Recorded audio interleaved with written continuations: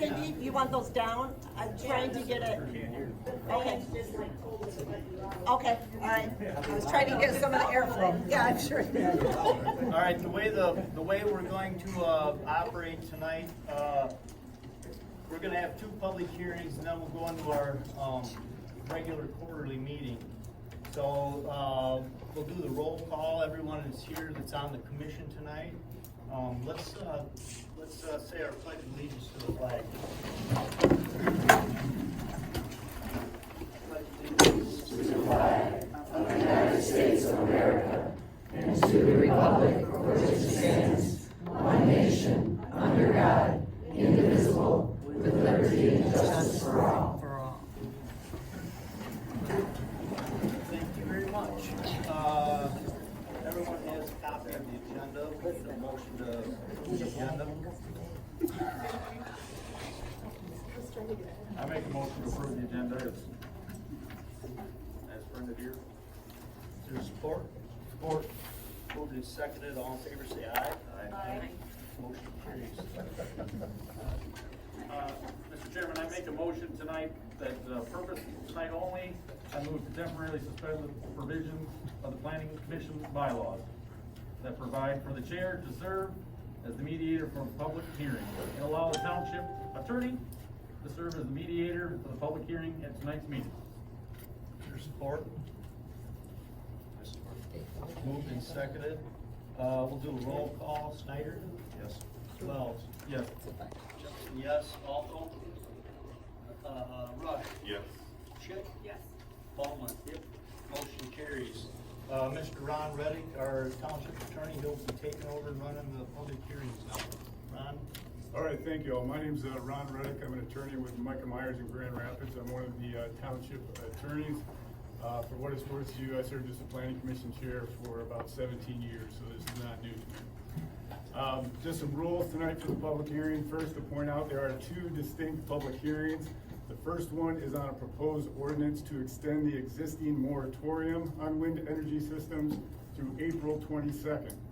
Okay, that is a distinct subject, and we're not taking comments on any other subject other than whether you're in favor or not of that extension of the moratorium. Okay, it's not to be used for any other subject, including whether you're in favor or against wind or the ordinance. Okay, or the proposed ordinance, I should say. The second public hearing is on the proposed wind energy system ordinance itself that the Planning Commission is considering. Before we move on with those public hearings, let me just poll the group to see if there's a way we can move things forward quickly. How many of you, if you could raise your hands, wish to speak on the issue of the moratorium itself as opposed to the ordinance? Okay, there's only 1, 2, 3, 4 of you raising your hands. For the 4 of you, can I ask you, would you have any objection if we ran the 2 public hearings concurrently? So you could give your comments on both subjects at the same time? Do you have any objection to that? I guess not. Would we get double time then for that? No, I'm not gonna do that. Oh, you're not?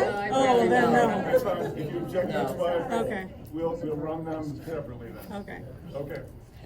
Here's the rules for tonight's public hearing. Any participant must be asked to identify themselves by name and address before being recognized to speak. In furtherance of that, and to make the recording secretary's job easier, there's going to be a paper provided for you to also sign in, because it's hard to always get everybody's name right. Where are we going to put that? It'll be up here after you. All right, so I ask that you please do that after you've spoken, okay? Second, any participant's comments will be limited to 3 minutes. One caveat on that, which I'll mention later. Each participant shall be allowed only 1 opportunity to speak at each of the public hearings. You can't get up twice. Next, since the purpose of the meeting is to discuss public business and not to address individual personalities, personal attacks on elected or appointed officials are prohibited and should be considered out of order. Fifth, this is not a question and answer session where you should expect to have an answer immediately after your public comment. It is purely a public comment or a public hearing. That doesn't mean you can't ask questions, just don't expect them to get answered on the spot. The person recording minutes will record questions, and the chair will decide after the fact how they will address questions that come up. So you're not being ignored if you're not answered right away. It's just they'll be handled collectively at the end of the hearings. All right, and then the caveat I mentioned, is there anybody here who's represented by an attorney tonight? I know Josh Nolan has been at several hearings. Is he here tonight? Okay, there's none. Okay, I asked that only because if you had an attorney, I was gonna give him more time. If the rest of you represented by him would cede your time to him, but since that's not the case, we don't need to deal with that. Okay, with that said, that's all the rules for tonight. Just one thing to add, you can be removed from a public meeting for disruption of the peace, which would include behaving in such a way that we can't hear the persons who are speaking. I think we can all act in a fine, civilized manner where we don't catcall, yell, or do things to other people when they speak. Freedom of speech is a two-edged sword, meaning in order to exercise it, you gotta allow other people to exercise it as well. So if you prevent people from doing that, that will be considered out of order and a disturbance of the meeting and grounds for removal. So thank you for your cooperation. I have a question. You got April 22nd down there or something, where it would run through the moratorium? Yes.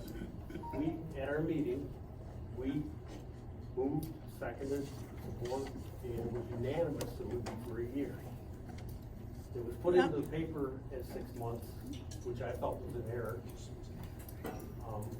I don't think that's correct. Okay, let me address that and we'll move on quickly. The board ultimately adopted the ordinance that established a moratorium. So regardless of what the planning commission might have recommended or not recommended, it's ultimately the board that decides that issue. And the ordinance they adopted extended only through, I think it's August 12th. Okay, so that's the ordinance that is in effect. So let's move on then with the public hearing. I have a on that question item. also. There was 5. If more people decide they want to speak, more than 5, they'll be Oh, allowed to. certainly, that's a Correct? good question. Yeah, I didn't mean to Great. limit the number of you who can speak on this issue. I just wanted to get an idea of how many there were and if it would make sense to combine the two. You objected to that, and so we won't.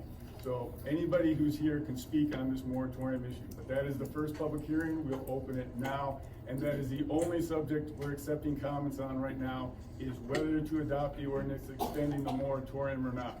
Comments on other subjects will be considered out of order and stopped. You will not be allowed at 3 minutes to speak on anything else, okay? Ron, when this public hearing on the moratorium is done, will the planning commission vote on that then? Whether to approve it to pass it on to the full board, or will we wait until both of them are done? That's up to you as a commission. You can do that if you'd like, or you can wait till both public hearings are done. Okay.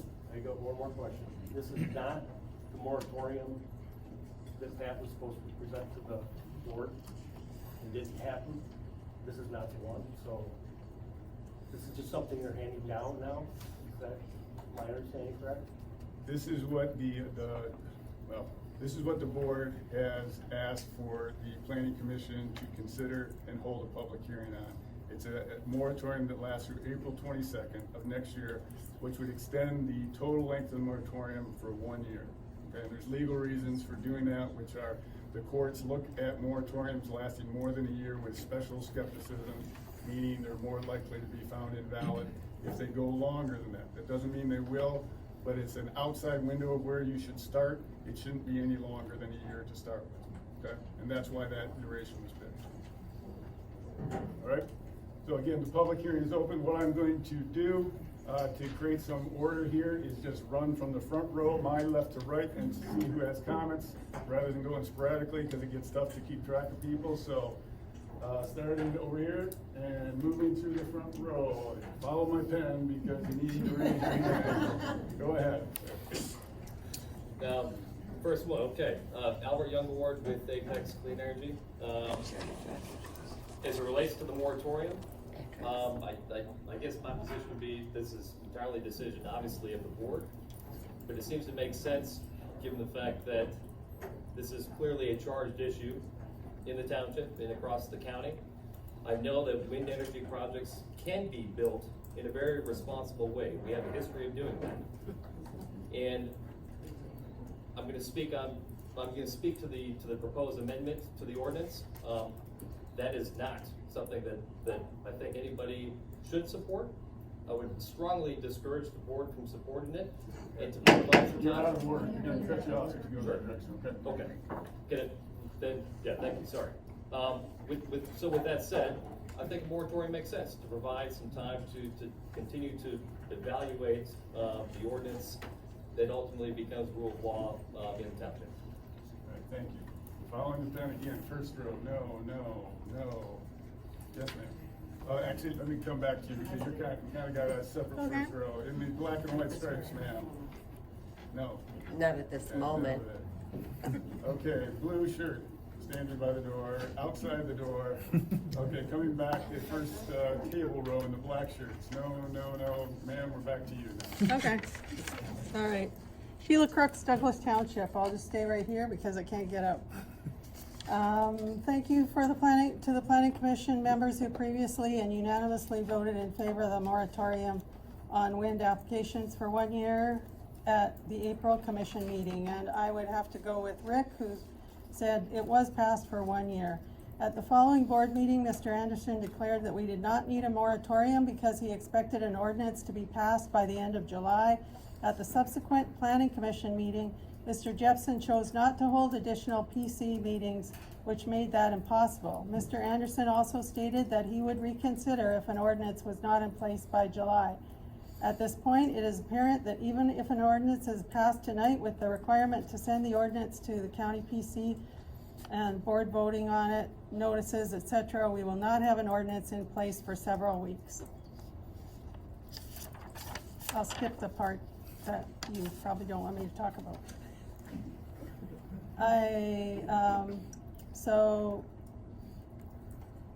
Just give me 1 second here.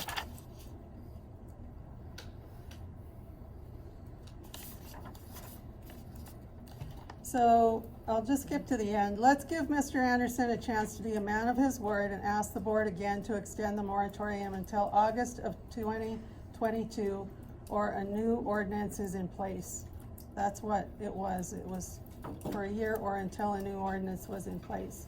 Let's also give Mr. Elhoff another chance to show that he cares about the residents of Douglas Township and give him another motion to extend the moratorium to take to the board. Thank you. All right, thank you. No? All right. All right, follow the pen again, ma'am in the blue shirt there. Kelly Jefferson, Douglas. I feel that we should extend the moratorium. That way people can maybe come to a compromise instead of having us so divided in this community that maybe you can take a little bit from that side and a little bit from this side and come to something in which we can all live with and possibly come to an agreement upon. So I agree with that. Thank you. All right, thank you. Continuing in the first row, ma'am, next to her? No? Okay, first row, continuing over to the woman in the blue shirt against the wall. No? Okay, sir in the blue shirt. Okay, in the leopard print, I'm coming across that way. No? Blue shirt behind you. Woman standing up in black. Okay, seated next to her. Okay, sir in the black shirt. Yeah, with the sunglasses, no? Okay. I'm looking at you, yes. Do you have a comment? No? Okay, no, no. In the second row, continuing, okay, to this side, and nobody's raising their hand. Yes, ma'am, go ahead. Linda Reynolds from Douglas Township. I think the moratorium does need to be extended. It was a unanimous vote before with the PC. Not sure why it's even at this point right now, but the new ordinance that was proposed, I'd asked at the last board meeting if they could put that on the website so we could read it, along with the original 2017. Neither of them, as of 4 o'clock today, ever got put on there. And I just picked it up when it was handed to me when I came in today. That's kind of short notice to be looking at it, so I'm all for the moratorium. Extending it out a year would be great. Thank you. Continuing on, sir. No? That's your, no? Yes, sir, go ahead. Hi, my name is Thomas Kepke. I live at 1151 Clifford Lake Drive, and I also vote in Douglas Township. And I had a lot prepared to say, but with your prologue about that, I had to cut a lot of information because a lot of it were criticisms about the previous two ordinances, which I think is what everybody's here for, is they're inadequate. So as a result of that, we need to have the time to do a good ordinance for the citizens of this particular township and also for the county, because what we do reflects on the entire county.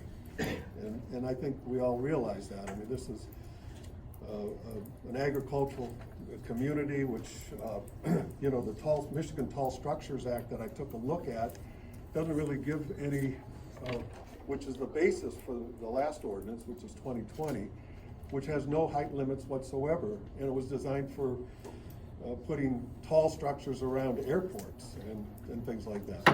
You're getting out of order on the subject. See, I knew I was gonna get there. Do you want to extend the moratorium But or not? I just say that, you know, we need to extend the moratorium to get this right for the citizens of the township of Mount Calhoun County for the years to come, because these will be here for 20 or 30 years. And I think it's necessary to at least do it until April, but I do believe that the initial vote was until next August. Thank you very much. Black and white shirt, no. Okay, gentleman against the wall, no. Okay, moving then to the third row. Did I miss anybody in the hallway who's come up since I went to the hallway? All right, no hallway. Sir, the blue hat, blue shirt against the wall. Anything on this one? That's you. Yep, looking around. Yep. No? Okay, sir, the got a gray shirt there.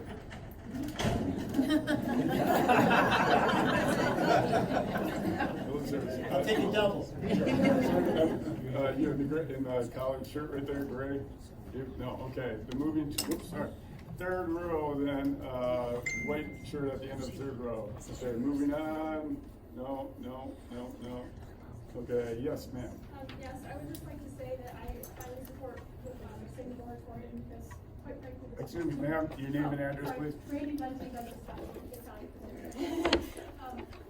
This is just too important. Like I said before, we're not talking to replace your cell phone next year if you don't want it, or if it's bad for our area, we can change it very easily or adjust things. They're not gonna care. It's gonna be done. So we need to just make sure that we take the time and do it right, and the moratorium will allow us to do that. I mean, I know even the board wants to make sure that their reputation is one that they don't become the ones that rule the township by any means. And so we need to make sure that for even future generations that we take the time. But I do also believe that the motion that is unanimously supported was for a year, putting it to next August. So I just want clarification on that. Thank you. All right, thank you. All right, continuing on, the woman in the white hat, no? That's, yeah, you, no? Okay, continuing to move on, yes, in the max. My name is Julie Weibert. I reside at 2302 North Weston Road, Stanton. I would like to first thank the Planning Commission for conducting this public hearing and for taking into account the thoughts, concerns, and recommendations of our community members. I do first have to concur that the original unanimous vote, and what I was under the understanding that we were going to be providing comment on was a one-year moratorium extension, which would have taken us out to August of 2022. In regards to the proposed moratorium being discussed this evening, I would like to take this opportunity to reiterate how critical it is for a one-year moratorium to be passed. As a township, our current situation is one of vulnerability and unknowns. While we do have a new ordinance on the table also being discussed this evening, the reality is that the future adoption of this is unknown, and even if recommended to go forward, we'll still face further review, scrutiny, and possible revisions before going into effect. A timeline of which will be lengthy and unpredictable. If this most recent proposed ordinance is not recommended for adoption or is recommended here and not passed by the township board once forwarded for their action, we will find ourselves in an incredibly vulnerable situation, reliant on an ordinance which has already been deemed as insufficient by our elected township officials. Passing an extended one-year moratorium provides protection for our community while these ongoing processes to develop and adopt a fair, safe, and sufficient ordinance continue. There is no downside to enacting a one-year moratorium. Should a new ordinance be officially approved and adopted, whether that is in the near or distant future, the moratorium would be lifted due to no longer being relevant. But as long as this process remains ongoing, the community would be protected from a major and controversial project being initiated in our township under the guidance and policy of an ordinance that has already been determined by our elected officials to be insufficient and unsafe. Allowing this or approving this would allow our township officials from both the planning commission and township board to take the necessary time to ensure due diligence through thorough research and proper processing to get the final approved and published ordinance right. Please recommend the enactment of a one-year moratorium to protect our community and citizens while and until a final ordinance is in effect. Thank you.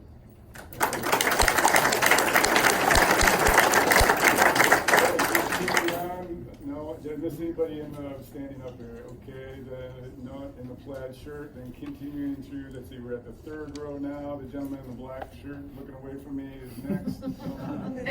Oh no, I already did that row, I'm sorry, yeah. People sitting in front of the window, you got two people with hats on. Okay, tangerine shirt, no. Okay, continuing across the fourth row. Navy shirt, I'm ending that right now. Okay, that ugly Michigan State hat.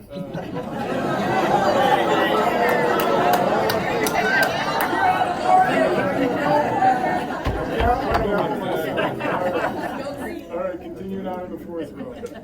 I think he could be removed, right? Go green.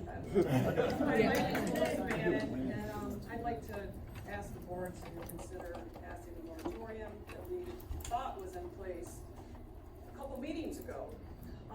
It's been a very long, treacherous journey. It's going to be even longer.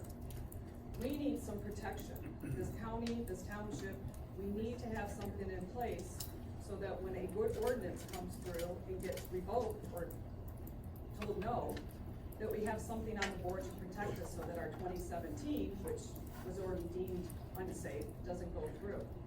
If we don't have a moratorium in place, people can come in and do what they want to this township without us having a voice to say whether we want it or not. A moratorium for a year would put a hold on things and freeze things from people coming in and doing what they want. I 100% would like the board to reconsider what was passed, and thank you for that, a couple meetings ago before the other board decided it was irrelevant and unnecessary and didn't even look at it or vote on it. A moratorium would save us a little bit of heartache tonight because we would have that in place first when we know that the citizens' ordinance that we want to pass so much will probably be looked at and dismissed and not voted on down the road also. So you guys are a fabulous board up there. I'd like to thank you for all the time and effort you've been in there, but I'd like you to protect the citizens. If you would look at this room, I think it talks for itself. This is a big divided issue. This is a big issue in this township that can't be decided in 1 minute, one vote, one ordinance. It needs to be taken apart. It needs to be looked at. It needs to be ridiculed. It needs to be found out what exactly. And if that can't come to it, then we need to take it to the vote. And I guarantee our township will tell you what they want.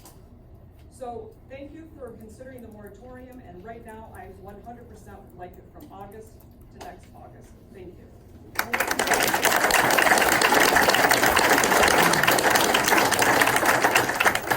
I'm just going to interrupt for a moment, given some of the consistent theme in the comments, just to clarify the status of the moratorium. The board did adopt a moratorium at its April 10th meeting, but it expires on August 10th. So there is currently a moratorium in place that already has an existing duration of about 6 months. The ordinance up for consideration and public hearing tonight would extend the moratorium for approximately 6 more months until April 22 of next year. So the total duration of the moratorium would be 1 year if this ordinance was ultimately adopted by the board, okay? So just wanted to offer that clarification. Can I ask a question? Well, we're in the public hearing, so. Pink shirt, okay. Let's go, anybody in front of the cafeteria window there? Kind of gone together, no? Okay, then let's go to the back corner. The woman with the black earrings is the first one I see. Yeah. Did you want to speak? Yeah. Yes, go ahead. Jennifer Ale, 5962 Kendall Road, Lakeland, Michigan, Douglas Township resident for approximately 34.5 You speak up, years. please. We can't hear you. The entire thing, or Jennifer Ale, 5962 Kendall Road, Lakeland, Michigan, Douglas Township resident my entire 34.5 years. I'm in full support of a moratorium. I don't think there's anything else I can say that hasn't already been said. I've just known that if I don't don't make my voice heard, it's not counted, and so I want you guys to be fully aware that I'm in full support of that moratorium. Okay, thank you for your time. All right, the woman sitting down to the left of you, or your right, excuse me? No? In the black shirt, go right ahead, yes. Yeah, Eric Tester, McBride Road. Really make sure you speak up back there, hard to hear Eric you. Tester, McBride Road. I think there should be an extension on moratorium, and it should be till August, because the way we understood it, it was gonna extend from the last one, which ended in August. We want a year from August, not April. I think August was what we thought we were getting when we voted back. All right, thank you, sir. Woman, sitting down next to you to your right, anything? Okay, I'm going across that road now. Continuing across that side of the room, raise your hand if I'm going too far. All right, to my left side of the room, anybody in the back that I've missed? Anybody want to speak? Anybody in the hallway who's coming? Wait a minute, you got something there. Oh, I'm sorry, go right ahead, sir. My name is Robert Scott. We, in City Township, we all live on Nevins Lake. We're definitely interested in what happened in Douglas Township because we're 3/4 of a mile south of this township, and so anything you guys do affects us. But I'm very much in favor of the moratorium and a 1-year moratorium for all reasons that is expressed already. But I think a couple of questions should be asked to find out exactly where Apex is and its plans. We know publicly they talked about their negotiating leases. They produced some maps that everybody's seen, but really don't know a lot about how far in their business model they are. There are a couple of questions that you folks, I can ask, but you folks probably are more likely to get an answer. And there are 2 agreements in accordance to their business model that they're gonna enter into at some point. The first is a power purchase agreement. This is where they agree with somebody to buy their electricity when they're done. Typically that happens somewhere along the way. So it seems to me you ought to ask them right now, where are they with a power purchase agreement? Second agreement. Sir, you're getting off the topic No, here. this is the timing of a moratorium. We need to know where they are to have a moratorium put in place. It's a fair question. The second agreement is a generator interconnect agreement. How are they gonna connect the power grid? If they have that in place, then we know where they are in the process internally, and so we know how long a moratorium ought to be in place. They had one in place down in Ohio 4 years ago, and they still don't have that project up and running. So it seems to me they need to be well down the line and entering into a generator interconnect agreement. That's all. 2 questions. I think they can answer them very quickly. Thank you. All right, thanks for your comment.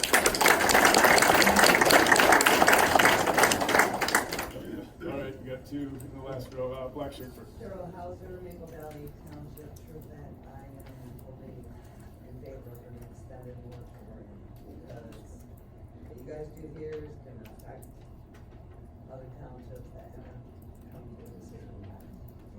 All right, thank you. Go ahead. Sure. My name is Ron Feingood, 540 Clifford Lake Drive. I too am in favor of the moratorium, preferably the longer one. I'd like a legal explanation from you why a year, adding 6 months to the prior moratorium as opposed to the full year. The only other thing that concerns me is if Albert's in favor of it, something's going on.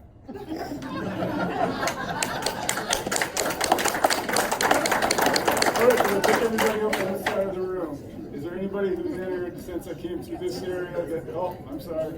Try to be quick with it or else. Renee Schmidt, I'm actually from Evergreen Township, so just like a couple of the others, for me it's a matter of, we're very close to Douglas Township. So anything that you guys do, obviously the rest of the townships are looking at. So I am 100% in support of a moratorium, whether that be 6 months or a year, whatever it is to get it right for the citizens. Because I think that, as someone said earlier, if the citizens, to put that to a vote, pretty sure that 10 to 1, that would not be in Big Wind's favor. So I think that we need the moratorium to make sure that everything, all the T's are crossed, the I's are dotted, and for the safety of all of the township residents, including the townships that surface that are around this township. All right, thank you. All right, this back corner going once, going twice, going 3 times. All right, so anybody else who I didn't catch because they're in the cafeteria or kitchen or in the hallway? Okay, we've gotten all public comments. We will close the public hearing at this point. I'll temporarily let the chair address the issue of whether you want to discuss and vote on this issue or proceed to the next public hearing. The feeling of the commission, should we vote on this right now and be done with it, or? I would rather deal with it instead of go on to something Okay. else and then try to come back. Any other That's my discussion opinion. amongst us? Yeah, yes, so the real reason not to go a year is legal issue? Yeah, that question came up a few times, so let me clarify. There will be a moratorium. The question was whether there is a legal reason why the length of the moratorium is proposed as it is, and my answer to that is yes. Has already been a moratorium in effect that was adopted by the board at its April 10 meeting that extends through August 10. So it's already 6 months in duration. Okay, we are extending it for approximately 6 more months until April 22nd. Well, yeah, you know, I'm probably wrong about that, but the end result is, yeah, you're right, I'm sorry about my math there. The end result of this extension, though, will be that the total is 1 year. Okay, and there is a legal reason for that, which I alluded to earlier, which is our U.S. Supreme Court has weighed in on the subject of development moratoria and has held that they are a valid land use tool that allows municipalities to study unique problems and have time to do that before they act on an issue and don't allow what could potentially be non-conforming uses to develop in the interim. At the same time, they held that moratoria extending longer than a year total will be viewed with special skepticism, meaning they're gonna put a heavier eye on it and say, why are you taking so long? This sounds like just an attempt to stop the land use rather than just properly regulate it. So get your ducks in a row in a year is the general rule. Now, that being said, the courts have upheld moratoria lasting as long as 3 years when there is appropriate factual justification for them, okay? That said, the landscape here is such that it is a typical legal recommendation and is mine as well, that the initial duration of the moratorium not be more than a year so that you don't risk that special skepticism that the court would afford to it.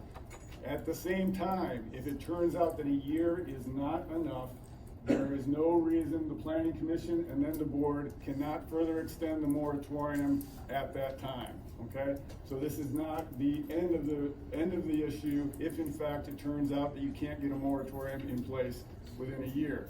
If there is good and valid justification for extending the moratorium come April of next year, we can cross that bridge at that time and adopt a moratorium of a longer duration at that time, okay?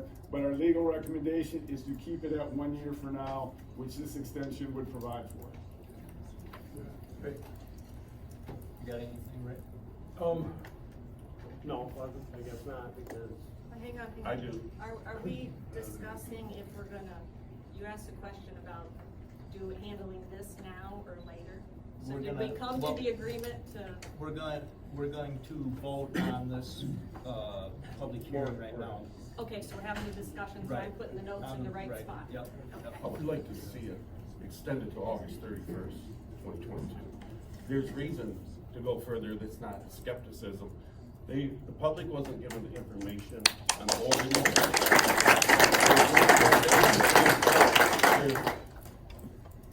It's our duty to provide that, and they weren't informed legitimately and had enough time to look at it. That's taken away from every citizen in this township that pays taxes.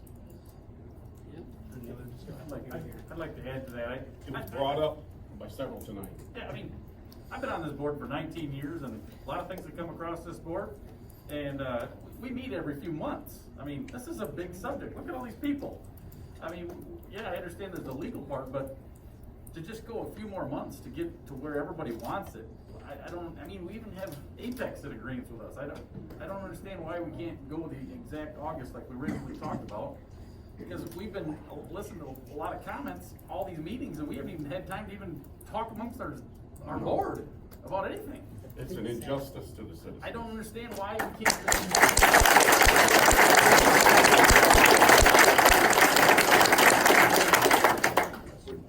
One thing, without special meetings, which you said we weren't gonna have, that only gives us October and January, right? We didn't even have time to. 2 months, and maybe we can pull it off in 2 months. But look at this, I mean, there's 2 meetings. There's so many things here, I mean, all these things to talk about, we haven't even had time to talk about, like, in detail, like, any of these things. I just don't understand how we can come up with an ordinance that can please everybody in just a couple meetings, and I understand the year, but it doesn't make sense. I mean, I understand the legal part, but that doesn't even give us time to talk about anything. This higher court is putting this on us to say what we can and can't do as a board. I don't understand that at all. Excuse me. You can't, they said. Yeah, they said you shouldn't, but You shouldn't, if without we due explain to the reason. higher court, We well, have reason.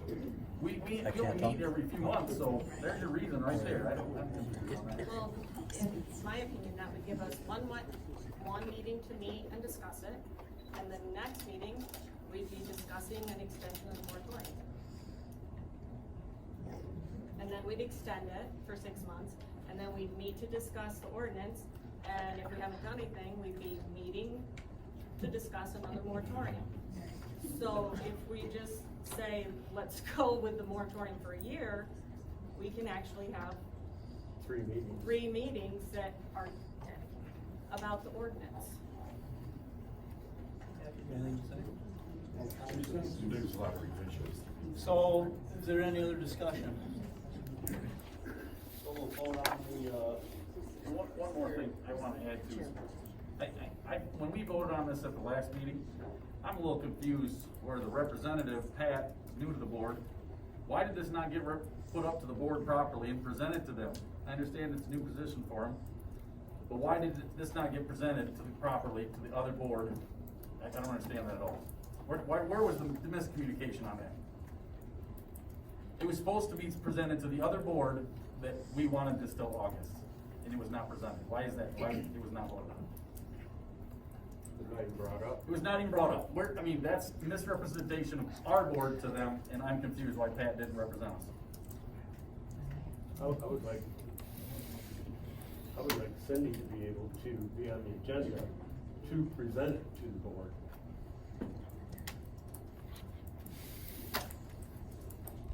any other discussion on the moratorium? Can we amend the moratorium? Yes, I would like to see it amended to August 31st, 2022. Yeah, the question's been raised is whether the proposed ordinance could be amended to change the duration. The answer is yes. You could either recommend denial of it in its entirety. You could recommend it in its present form through April 22nd of next year, or you could recommend a extended version of it. I would state, however, that I would not recommend going beyond a year from tonight's meeting because you run into some issues with whether the public notice of the meeting fairly appraised the public, that something longer than that could be considered. So I wouldn't recommend going any longer than 1 year from today's date as your recommendation to the board.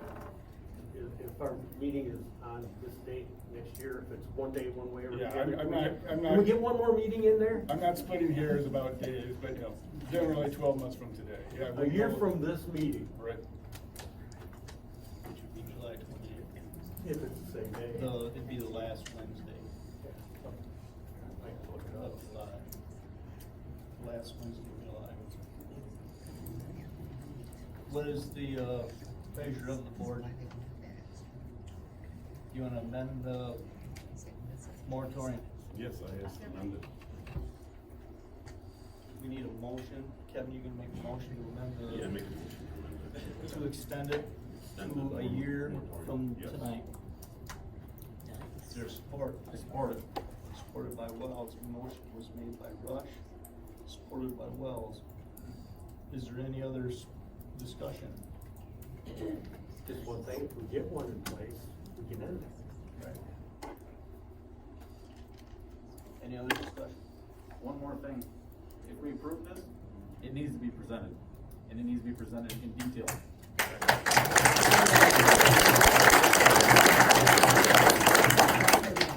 On that point, whatever the planning commission recommends, I will be revising the ordinance and sending it to the board with that change in it, so there won't be any ambiguity about what you've recommended. But I know who seconded, I wasn't looking. Well. Any other discussion? We'll do a roll call vote. Snyder?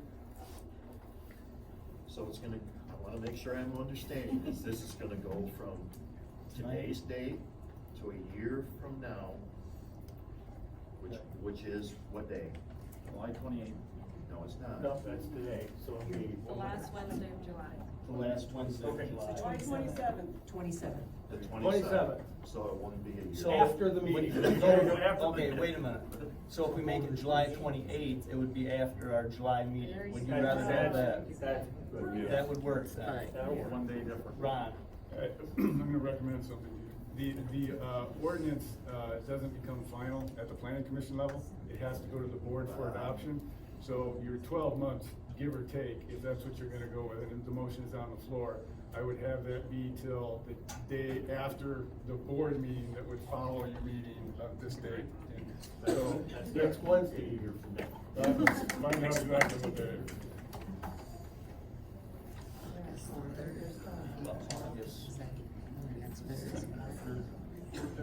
First Wednesday, right? So that'd be August 3rd of 2022, so the date would be August, sorry, did I just say the 3rd? August 3rd. August, so let's do August 4th. Okay, and given that we've made that change of clarification, whoever made the motion and seconded Kevin, it should. are you in favor Yes, of that? I'm in favor. Tom, you okay with that? I support that. Okay, any other discussion? So now the moratorium will go until August 4th of 2022. Everyone got it clear? Yep. You ready to vote? I'd like to add one to that. And I want it to be in there amended that it is going to be presented to the other board. Well, Ron's already said it's going to. So. That's all I want to make Okay. sure I hear. Yep. Okay, we're gonna do a roll call vote. Snyder? Yes. Wells? Yes. Pat? Kevin? Yes. Cindy? Yes. Greg? Yes. Jepson, yes.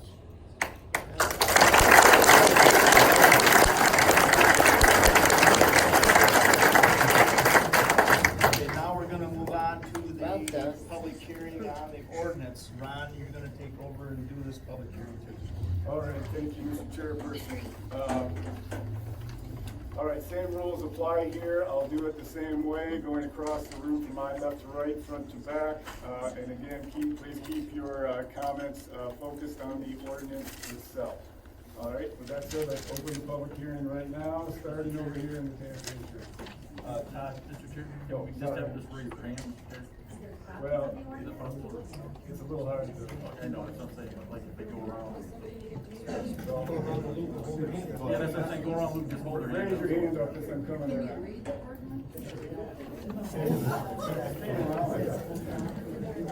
All right, we're gonna start over here.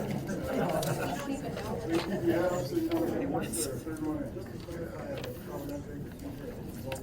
Can't hear you. I think you voted on the amendment, you amended your motion. They both gave their consent to it, which is acceptable part of my. Okay. All right, moving to the blue shirt, go ahead. 3 minutes is your limit still. My name is Laura Engel. My address is 5596 West Dickerson Lane. I live just inside Douglas Township. The Engel family has farmed in Douglas Township for 99 years. During all that time, 3 generations of Engels have endeavored to be good neighbors. Kids who learned to hunt on our property now have children or even grandchildren they're now teaching how to hunt. Duck, deer hunting, goose hunting, snowmobiling, plus a few secluded spots for parking and romancing among the younger son, all have been furnished at no cost to our neighbors. Through the years, we unwittingly and unknowingly hosted many parties at our sandpit.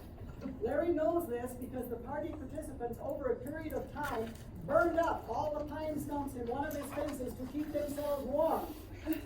So much for stump fence preservation. I'm holding a proposed ordinance. The highlighted parts of which are identical to that of Pearson Township. Now, this is possibly just a coincidence. The ordinance assumes that landowners and farmers like the Ingalls are not good neighbors, but they are greedy, grasping connivers who seek to betray and desecrate the township to gain a few pieces of silver. The phrase health, safety, and welfare keep popping up in this proposal, as if the township residents needed to be perpetually on guard, lest farmers allow the area to be desecrated by the building of turbines on their property. This, in spite of the fact that respectable scientists have published data shows that turbines do not cause health hazards. To paraphrase briefly the findings of Dr. Jeffrey Ellenbogen, a renowned neurologist and sleep and brain health specialist, no such phenomenon as wind turbine syndrome exists, and no physiological issues were found in those who are coexisting with turbines, other than the fact that some people don't like wind turbines and they are annoyed by them. Dr. Ellenbogen has left medical practice to work full-time in consulting. He has studied wind issues for many years. It is very respected in his field. Do any of you think that Larry 30 seconds, and ma'am. 30 seconds, ma'am.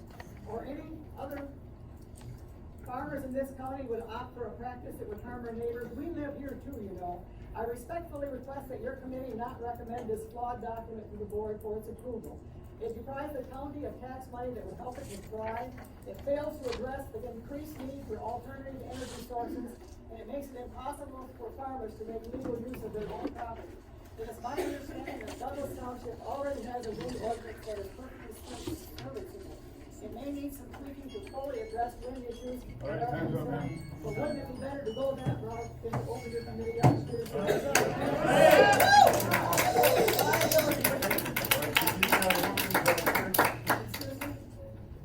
Mr. Apex, go ahead.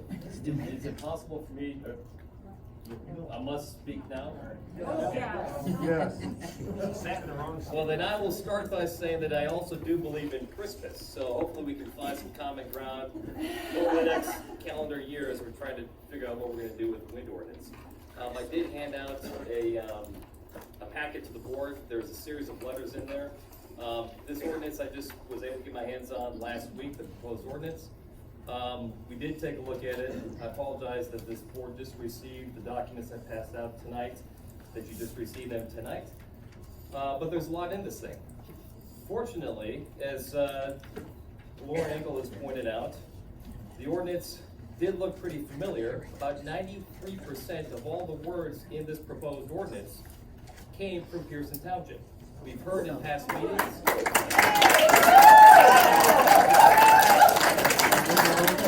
I'll give you 15 more seconds. Thank you. Interruptions like that are just gonna make it go on longer. Thank you. So, this ordinance did come from Pearson Township. We've been told in past meetings that that was not the case. I'm not trying to point fingers, but That's there's... not true. You're fine. You're out of order. Done. You have your time.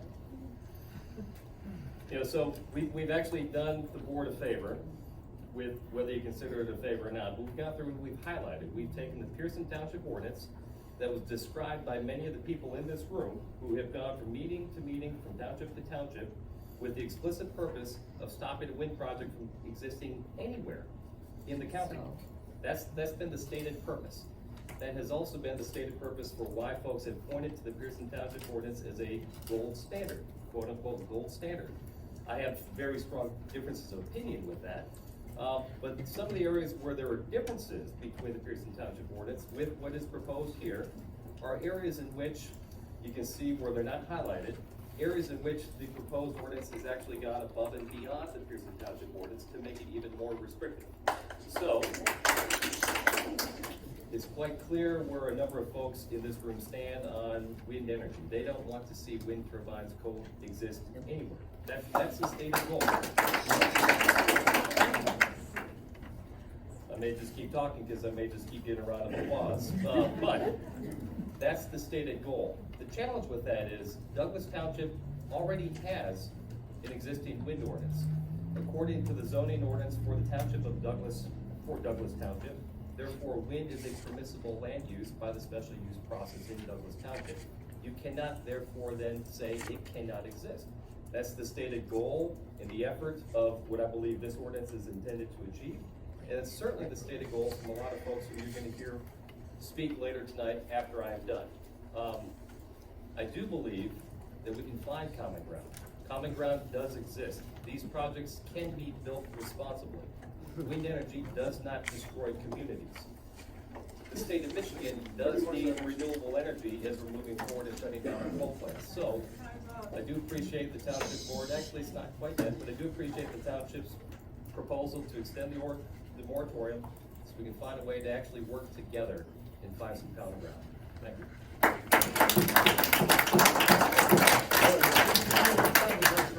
Hi, my name is Nancy Johnson, and I live on Coral Road. I'm from Pearson Township, and I'm very disappointed in how the rule that was very poor. But if you guys would look on section 16 in there, under 30, with the noise, you have it at 35 dBA, which I don't understand why they would go that, because you know they do have federal guidelines. The federal government has these in place. And what you guys have is lower than what the federal government recommends for residential area. You guys, when you start thinking of the noise, your refrigerator is 40. It will do the 40 decibels. Your moderate rainfall on foliage is 50. These wind turbines are less than that. They are. Investigate. I have investigated. I am not up here saying anything I have not found on the internet to coincide what I'm saying. I am not a person that's going to tell you not the truth. You have normal conversation is at 60. A wind turbine is less. You have a gas lawnmower that's 100 feet out at 70. You guys have a rock and roll band outside at 110. That is 2.5 times the loud of what a wind turbine does. And you guys gotta really look and focus at everything and be positive, because where I live, we called 911 for my husband who had a seizure. And it took forever. As a matter of fact, our fire department didn't make it. The ambulance showed up before the rescue unit from our car. As a matter of fact, ours in Howard City wasn't working, and they had to come from Truman to work on my husband. This funding out of these wind turbines, you check with Gratiot County and Isabella County, they help improve those services. I would love to have an ambulance show up at my house, or the fire department show up at my house within 10 minutes, not 20, when you have somebody laying on the ground in a health issue. Just please be considerate. The amount of money is going to the schools will be phenomenal for our rural areas. Look at what it is done for Breckenridge. 30 seconds. They've gotten over $4 million from these wind turbines for their school system. Can you imagine what they can do with $4 million extra? Please consider that. And please do your own research. Don't go on 10-year-old research that people are telling you. Get online. You can't find it on Google, go to DuckDuckGo. Get proper information before you decide.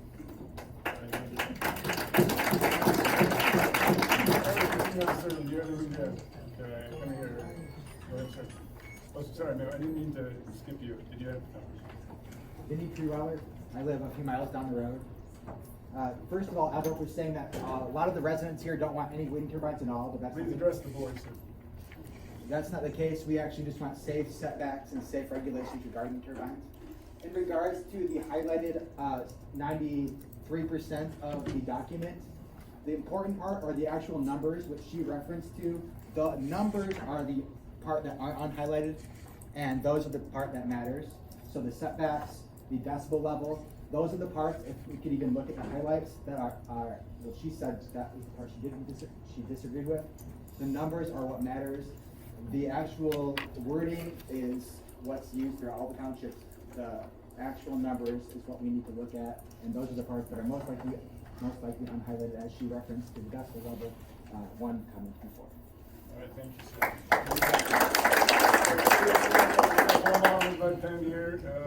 Yes, ma'am, in the blue hat.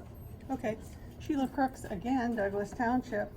And I am speaking in support of the ordinance referred to as the citizens ordinance. Thank you, Cindy, for your extensive research in putting together several ordinances, which you told us at the last meeting to get this one. And I would have to say, if you took the one that was the gold standard and used most of it, hallelujah.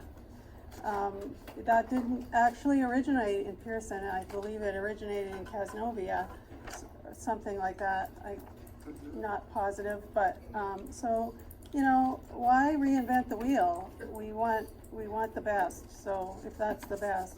I would also have to say that Robert Rand of Rand Associates states that noise is incompatible with rural residential land when long-term average levels are above 35 decibels at night.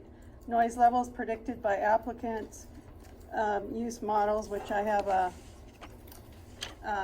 sample here. They use models that show long-term average noise levels, not short-term maximum levels.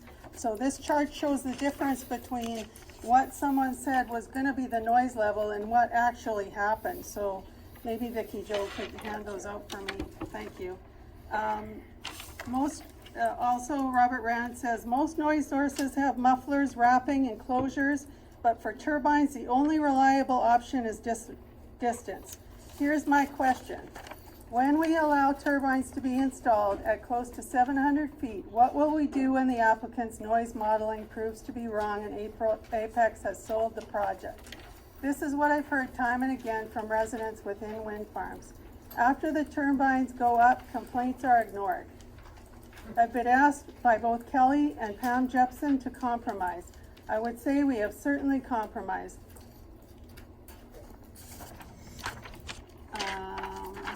I'm sorry, I had to cut and paste a bit here. So on top of the ordinance, my concern is still about the noise level and the vibration. I've also recently heard other townships talking about a waiver option, which would allow non-participating landowners to waive setbacks to their properties if they so choose, rather than making us all have shorter setbacks. So anyway, thank you. That's it. All right, thank you, Cheryl.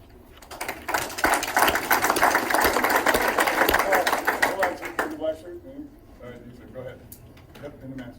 Okay, Thomas Kepke, also from Douglas Township. Numbers do matter, and the gentleman there mentioned a few. I'd like to add a couple to that. One is that there's supposedly this tax windfall that people talk about. Well, I think the Morning Sun newspaper in Mount Pleasant just reported recently that the State Tax Commission ruled against Huron County townships by drastically reducing the amount of taxes due. Gratiot and Isabella counties, along with 80 townships, school districts, libraries, and individuals and other municipalities are challenging this ruling because it creates a situation for them where they may have to give back millions of dollars like Huron. I think Huron's giving back $3 million when these wind turbines are reevaluated and devalued, which happens in this business. There's a lot of potential other failures in this particular, the 2017, which is I think the one that's on the books right now. It's hard to tell which one is in play because a couple of weeks ago was the 2020 was up there and then the 2017 wasn't there. And now I think from what I heard, it's changed. But if you look at those, I think as compared to the citizens ordinance, at least there's numbers in there. There's another number that's in there that's not in the other two ordinances, which is the amount of money put in escrow to repair the roads and the damage done to the township as they build these things. And that, I think, is just open to whatever Apex decides, as opposed to what's put in the citizens ordinance to be $2.5 million in escrow, which I think is reviewed regularly to see if that's enough money.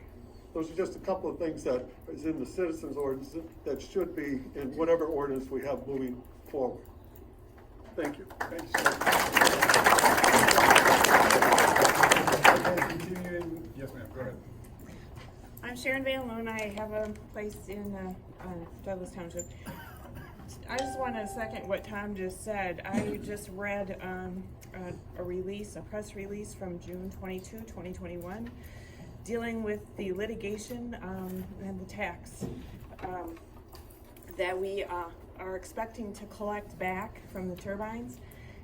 DTE went after the townships and the counties and have won the depreciation scale. So instead of having a long tax benefit from the turbines, they are revaluing them so quickly that the tax refund is lost to the township. The money is not going to come back to us for our schools or our roads. And so I would suggest that you find this news and read it and be familiar with what's happening. Because DTE who owns these turbines eventually, and other power companies, and I just feel like we're not going to get what we're expecting to get back. Thank you.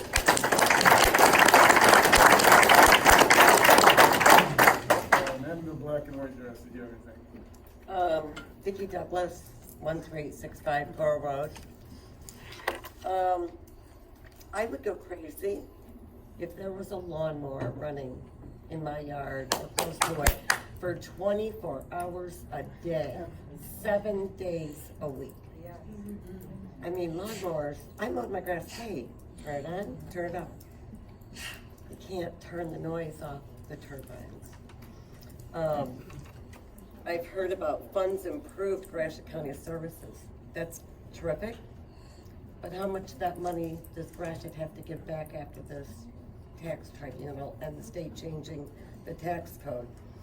I read they can change that again in 7 years, so, you know, if we're told a certain amount now, what's it gonna be in 7 years? I tried to find this because I knew my time was coming up. I couldn't find your decommissioning. I know when a person rents a home, they have to pay a deposit, and you're expected to, when you move out, leave it the way you found it. Decommissioning, I think that's how it should be. Leave the land the way you found it. And that's all I'm saying.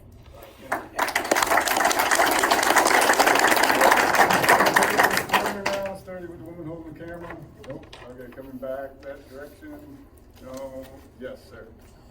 Yeah. Eric Sohm, we own property in Douglas Township. I didn't plan on speaking, but there was a couple of points that I wanted to try to offer a little bit of support to. One being the gold standard of an ordinance. I'm a supervisor in another township somewhere in the state of Michigan, and when we're looking to write an ordinance, that's what we do. We go to look for a gold standard ordinance and then use the pieces of it that fit our township. So I don't see a problem with that. Going over to what were we just talking about? The question is, has anyone asked, or is there a reason why it can't be put on a ballot?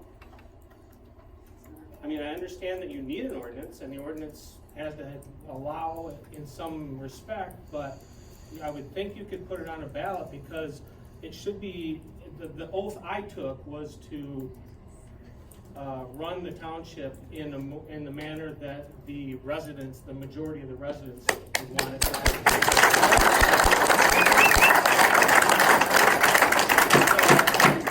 taking it out of the board, this board and the Board of Trustees' hands would be putting it on a ballot and giving them a choice of this or that. Not yes or no, this or that. And I would be willing to bet that most people here, if you ask them, reduce the ordinance to where it would be impractical for the large wind and increase property taxes versus the ordinance as it was original or as it stands today, and keep property taxes the way it is, I would bet they'd probably rather increase their own property taxes.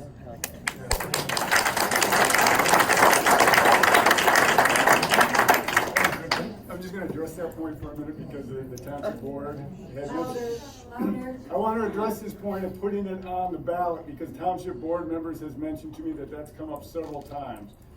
That is not a permissible way to do things under Michigan law. Townships or any municipality are not allowed to put an advisory question on a ballot about whether we should adopt this ordinance or not, or ordinance A or ordinance B. There is no initiative process for township ordinances.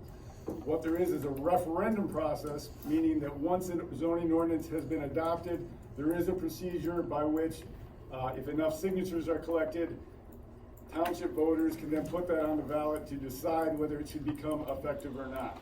Okay, but it has to be adopted first by the board before that referendum process can be invoked. So, just so nobody else brings up that same subject again, asking for it, it can't be done, okay? All right, moving on. Ma'am, no, not you. Moving on. Oh, sorry, you said that. All right, moving on. Blue shirt by the door, go ahead. Yes, David Ellis, 71 Sunny Trail, Montcalm Township. I want the commission to consider that what they do here affects not just this township, but it affects the entire county, and to take that under consideration. I'd also like to see maybe a moratorium on the applause and rudeness going on in this meeting. We had 40 minutes of discussion for something nobody disagreed with on the moratorium. So, I mean, we don't need these wastes of time. This document is 20 pages long. I've read every single word in here. I've tried to understand how these clauses are in conflict with each other. I don't know if Mr. Reddick has provided any kind of opinion as to whether this is actually enforceable or not. But I'd strongly suggest that you table any vote on this until you get better and clearer information about this, or shorten this ordinance down to something that just says there shall be no commercial wind systems, because that's what this means. It's not possible to build something the way these setbacks are in place, the way roads are laid out in any of the townships in Montcalm County. It would be impossible to put up a tower. That's all I have to say, because it would take 30 minutes for me to go through all the points that I've identified in this that are incorrect, inconsistent, and not enforceable. I mean, how many escrow accounts does this thing require that have to be set up and then maintained by the township? How much money are you requiring to be set aside per tower on this thing? Take a look at it, sum it up, see that it makes sense. Actually look at some of these numbers, understand what the differences are, rather than just how much applause you're getting from somebody about whether something should be put in place. All right, thank you, sir. Okay, I don't think I picked up, there's two women in the red dress and to your right. If either of you want to speak? All right, let's pick up the people in the doorway there. Yes, go ahead, sir. I want to piggyback a little bit on the gold standard ordinance and the now ability to do a vote. Jeremy Quaco, Cato Township. But it should be common sense to start with a safer, stricter, however you want to word it, ordinance, and let any opposing parties referendum it. It's not like you have a huge line of companies looking to install wind, it's just one. So by all means, it should be just common sense to start off safe and kind of go from there. If there is the need and the want for it, people will vote for it. That's all I got to say. All right, thank you, sir. Kim Croy, Grove Road, Douglas Township. I just want to thank you all. I can't imagine what you've all been through for the last year, honestly. I know that your hearts are all in the right place, trying to make the right decision for everybody. Thank you for the moratorium. It just makes sense. I came to the party late, and when I was here last week or last month, I asked questions, and there were a lot of, I don't know. We'd have to look into that. So the year to look into that makes a lot of sense for everybody, so just thank you for what you did tonight. All right, thank you, ma'am. Is there anybody else in the doorway who I didn't pick up? I know there's some I can't see. Anybody out there who wants to speak? No? In the maroon shirt? No, okay, then let's, yes, sir, with your hand up, go ahead. Keith Phelps, Cleese Road, Stanton, Michigan, Douglas Township. I'm gonna introduce a little new subject probably nobody knows anything about, electromagnetic fields. Wind turbines do not transmit microwaves or radiation, as cell towers do. Once 5G rolls out fully, the vast majority of the population will be in the danger zone. Why? Because 5G creates a different frequency from 3G, 4G with a shorter sine wavelength. Who invented 5G? The same people that invented the Chinese virus. So think about your health. Is this on topic? The protesters should be more concerned about EMFs than the wind turbines. Now we'll go to the new wind turbines. Infrasound seems to be a subject that quite a few have brought up. Everything makes infrasound. That fan is making infrasound. Earthquakes make infrasound. Volcanoes, cars, airplanes, trucks. The human body produces infrasound variation. The front end of a vehicle is designed for 30 hertz, so you don't hear all the noise and static of the engine and whatever. But the infrasound comes from bumps, rumble strips, road vibration, passing trucks on semi, all creates infrasound. The human ear can only hear infrasound down to 20 hertz. Wind turbines create 1 to 2 hertz of infrasound. The human body creates 6 to 7 hertz continuously. The human heart is the electronic impulse generator that normally hearing cannot detect, only by a stethoscope. In the ordinance on page 17, items 3 and 4, I'm asking all the anti-people to dial their infrasound down to the same level they're requesting the wind turbines to be. This would be a great health improvement for all of us. There are hundreds of reports out there over the 20+ years that claim wind turbines are safe from health risks except for self-induced stress. And that's domestic and foreign reports. This fear from infrasound should be eliminated from your thinking about wind turbines.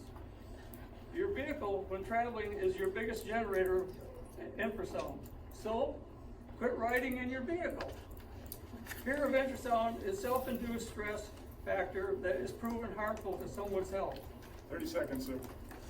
What? 30 seconds. Okay, no one on the planning commission can detail the ordinance in mathematical or scientific detail. I'm requesting that the planning commission or committee to pass the stupid copy-paste ordinance. All the residents of Douglas Township needs to know how ignorant the members of the planning commission are to ask an illegal document to go forward. Get real. Get some common sense or quit. All right, you're done, sir. Personal attacks. All right. Yeah, personal attacks. I hear you. Stop the personal attacks. All right, continuing down the back of the second row, I think, Ron. I'm sir in the gray shirt. No. Woman in the red dress. You're not looking at me, so I guess, okay. Continuing down the third, yes, ma'am, go ahead. Linda Reynolds, Douglas Township. I'm gonna kind of touch on a couple different things I just heard when talking about the different townships throughout the county. I'm one of them. I've been to 7 of them around this area. 3 of them that I didn't go to, I either watched on Zoom or videos. I want information. I'm hungry for it. I want to get as much as I can. One of them that I watched, Jack and Kelly was at it, Cato, a family there that's living with a turbine. In 7 minutes, 3 on one and 4 on the other, they addressed health, the home value, animals, and roads. In 7 minutes, what they're living in. I like to hear what our neighbors are going through. I want to go to these other meetings so I can learn. And I'm learning at every one of them. I'm like, you need to come to ours. You need to come to ours, because I'm hearing all these new things that I'm like, never heard that before. And the lady that was speaking about the 911, very first Zoom ever for me with here. I asked about 911s with the towers, that kind of thing. My concern, we're rural, a farming accident. Can AeroMed get in here at a close enough distance to save somebody's life? Can we get through on the phones when we've heard other counties have struggled with that? So I think that is a lot of work that needs to be done, and it's both sides, compromise maybe, but everybody's gotta do the research and not go with everything that they're being told. All right, thank you, ma'am. Moving on. Roxanne Niner, Derby Lake, which is very close to Douglas Township. We have heard ourselves, it's not 10-year-old information, we have heard from Gratiot County residents and Isabella County residents what they're going through with the turbines. We've heard about the noise, the shadow flicker, one woman's husband is having heart palpitations from it. They're sleeping in their closet and then had to move out of their house because of the noise and the shadow flicker. Would you be irritated if I just stood there and flipped the light on and off, on and off, on and off every 5 seconds? How would that make you feel? That would annoy anybody to the point of having health problems. So we're not going by 10-year-old information. We're going by what we're hearing from current people who are living with wind turbines. Personal testimonies. So we have to take that into consideration when we are looking at these ordinances in the different townships. The gentleman over here was right, it does affect our entire county. If one township passes a weak ordinance, it affects the entire county because all of those neighbors have to live with that. Thank you. Ma'am, anything you said about the gentleman behind you? No? Okay, moving on to this second row. Yes, sir, go ahead. Yes, Stephen Olson, with Valley Township. This ordinance is very restrictive, but also Stephen Township passed one that was very restrictive. And when it went to the Montcalm County Planning Commission, they had 14 points that they had issue with that said did not meet the standard of the Michigan Planning and Zoning Act. This project would help roads and schools. I also think before it gets done, the piece of lawyers is gonna come out ahead pretty good too. Next month, Carson City Crystal will be voting on a 0 mil bond. And because part of their school districts in Gratiot County, they stand to get $4 million because they can take the taxes off these turbines. Thank you. I apologize, I think I skipped the row. I'm on the phone if you don't want to speak. All right, I apologize, go ahead. It's confusing. Kelly Jefferson, Douglas Township. Some of the things in which have been brought up have been from other counties. It also needs to be mentioned whether or not those were Apex projects. Apex has not done some of those other projects that people are complaining about or have complaints about.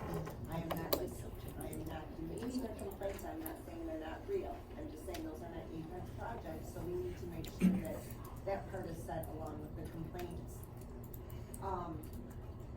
Apex and the federal government are doing their due diligence as far as the birds, the bats, all of the wildlife that they need to keep track of, where the sun is going to be at what point in time in the year. People don't understand or don't realize the behind the scenes that is going on now that they don't see. That they want these answers now, but it's taking time to get all of this material around. It didn't take one day for the gold standard to be made up. It took a lot of research for these people to make up that gold standard of ordinances or the gold standard of your cars. There's a lot of research going behind the scenes that people don't quite realize. And I'm not speaking the way probably I should because I'm not reading it. But also, there is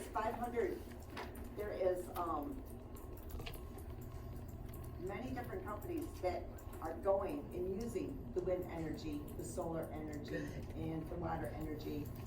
Google uses 106% of their energy is from solar and wind. Microsoft, Intel, Walmart, Procter & Gamble, Apple, Starbucks, Cisco. So companies are buying the energy from the turbines, from the solar panels.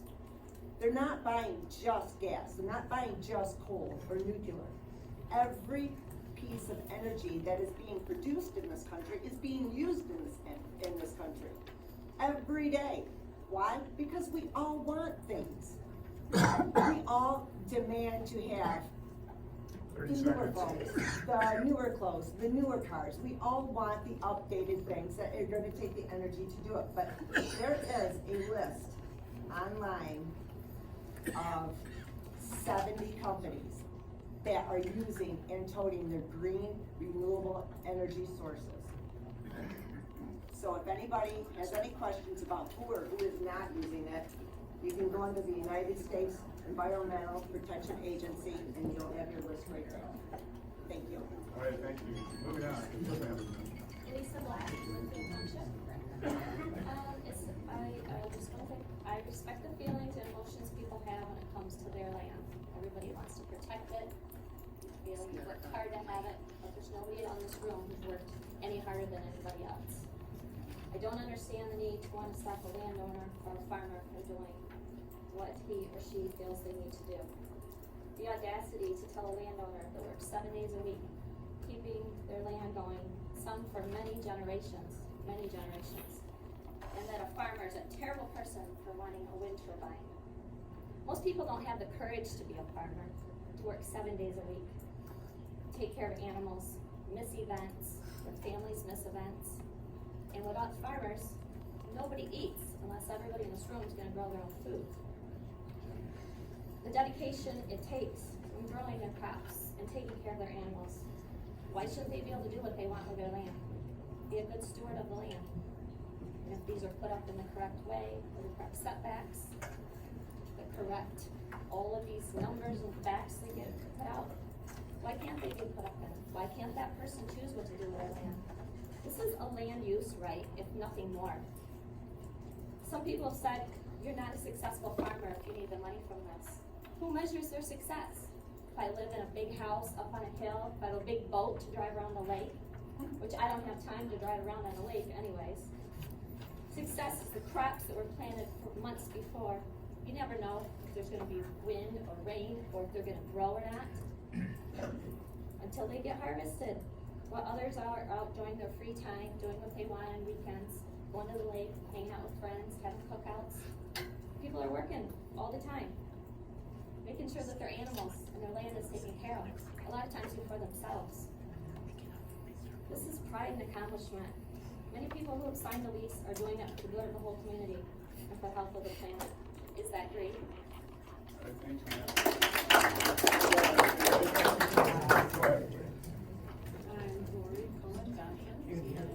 My husband and I, Did you say your name? Lori Johnson. My husband and I recently moved to Pine Township, and we live on a 4-generation farm. This would be the 4th generation. I wouldn't normally come to a township meeting that wasn't where I'm from, but since there's been so many anti-wind people going to all of the meetings all over the county, I felt it necessary to make a statement. I think there's a lot of people like me who have avoided coming or speaking up at meetings because it hasn't been very great. And I'm hoping that, like many people have already said, that we can come to a decent, happy medium where farmers who, like Lisa, want to put a wind turbine up will be allowed with appropriate setbacks. I just urge the board to take a broader look at wind ordinances. The draft of the wind policy, I skimmed over a lot of it is overkill and a little above my science technology knowledge, but what I saw from it was that it was clearly we don't want wind. So I think that tonight's showing of people who support wind power need to be thought about as you research and adjust the ordinance. How will Michigan, you might ask yourself, how will Michigan power the businesses and residences here? We are in a nation where they're predicting, or not predicting, their goal is to have 50% reduction of greenhouse gases. So why aren't we wanting to be a part of that? I don't know, I feel like I'm one of the only environmentalists here that nobody's mentioned, like, let's do this for the planet. Let's do this because it's the right thing to do. It's gonna benefit people financially in all the townships. It's gonna benefit our planet. I can't see that this is not a win-win. I'm having a hard time with that. 30 Well, seconds. I just want you to, 30 seconds, ma'am. just want you to keep in mind that plenty of people in this room who really are supporting this, would like you to live here. Really look into the research, find the information you need. I know it's a big job, but, and I thank you for that. Thank you. All right, thank you. Like the shirt? No? Okay. In the black, either you two against the window. Gentleman in the black shirt, no? No, sir. You have, Yeah, I'd like to address the health concerns. My daughter's an epileptic. name and address. Yeah, Paul Eichenroth, Maple Valley Township. EICK, ENIROTH. My daughter's an epileptic. I got a little bit of it. Epileptic. At the Pearson Township meeting, some nurses came forward and said, well, shadow flicker causes seizures. And it was brought up that the epileptic foundation has had research to prove otherwise. And at our annual doctor's appointment, the head of the neuroscience in Butterworth Hospital, David Burdett, I asked him the same questions.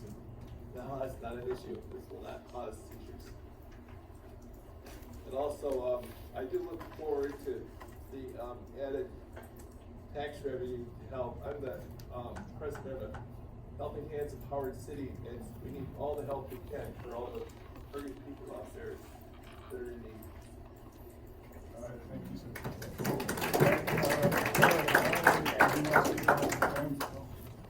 I'm sorry, point to the woman in the leopard red shirt. Do you want to speak? No?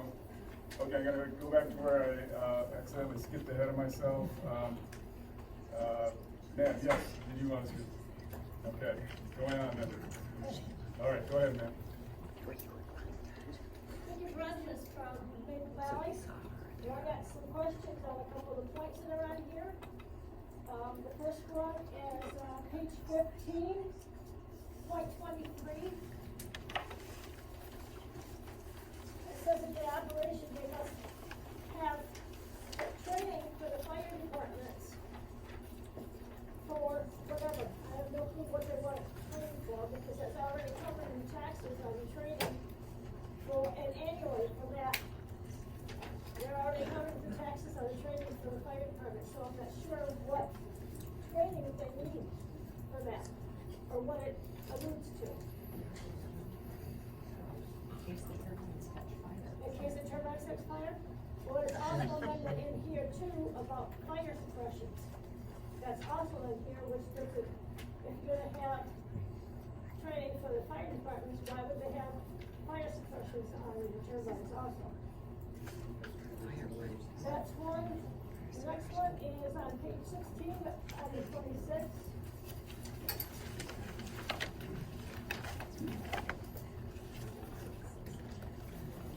They said they wanted $15,000 in escrow for complaints on shadow flicker,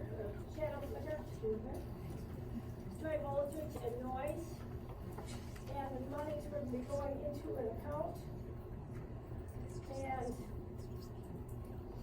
it would be deemed, and if there's no complaints or anything like that, the money would be voted on by the board to use for whatever. So the money would be actual for, are they gonna charge the account for each complaint that they go to? And how are they gonna work that out? And if there's no complaints, where are you gonna use that money? The board's gonna, is the board going to vote on taking a certain pay this money or what? Thank you, ma'am. Moving on, yes, ma'am, go right ahead. Kim Bell, I am in Douglas Township, and I'm kind of late to the party, but I have one question that's bothered me for a long time. People have talked about this is the green energy, the renewable energy, and that. Well, I've gone over to Gratiot County many, many times, and I've seen all of the wind turbines over there, and every time I go over there, there are maybe a handful of them that are actually running. So my question is, why do we build so many and not have them run if this is the green energy, and why are they up there and not running? Because if this is what's best for our environment, don't we want to get as much energy from the wind turbines as possible? They should be running 24 hours a day, 7 days a week. When there are 5 of them running and 50 of them not running, I don't understand that. That doesn't make any sense to me. So anyway, that's my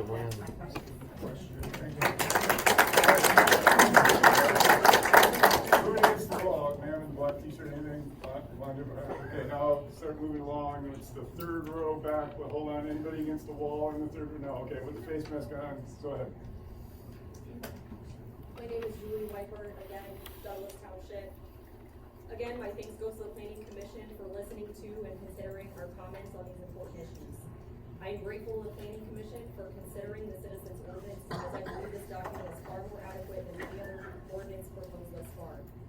There are excellent improvements offering protections on issues such as shadow flicker, setbacks, and sound. In regards to the comments made that the citizens ordinance fears Pearson Townships, at the end of the day, as long as our final ordinance is safe and effective, it doesn't matter if the content is shared with a neighboring township's ordinance.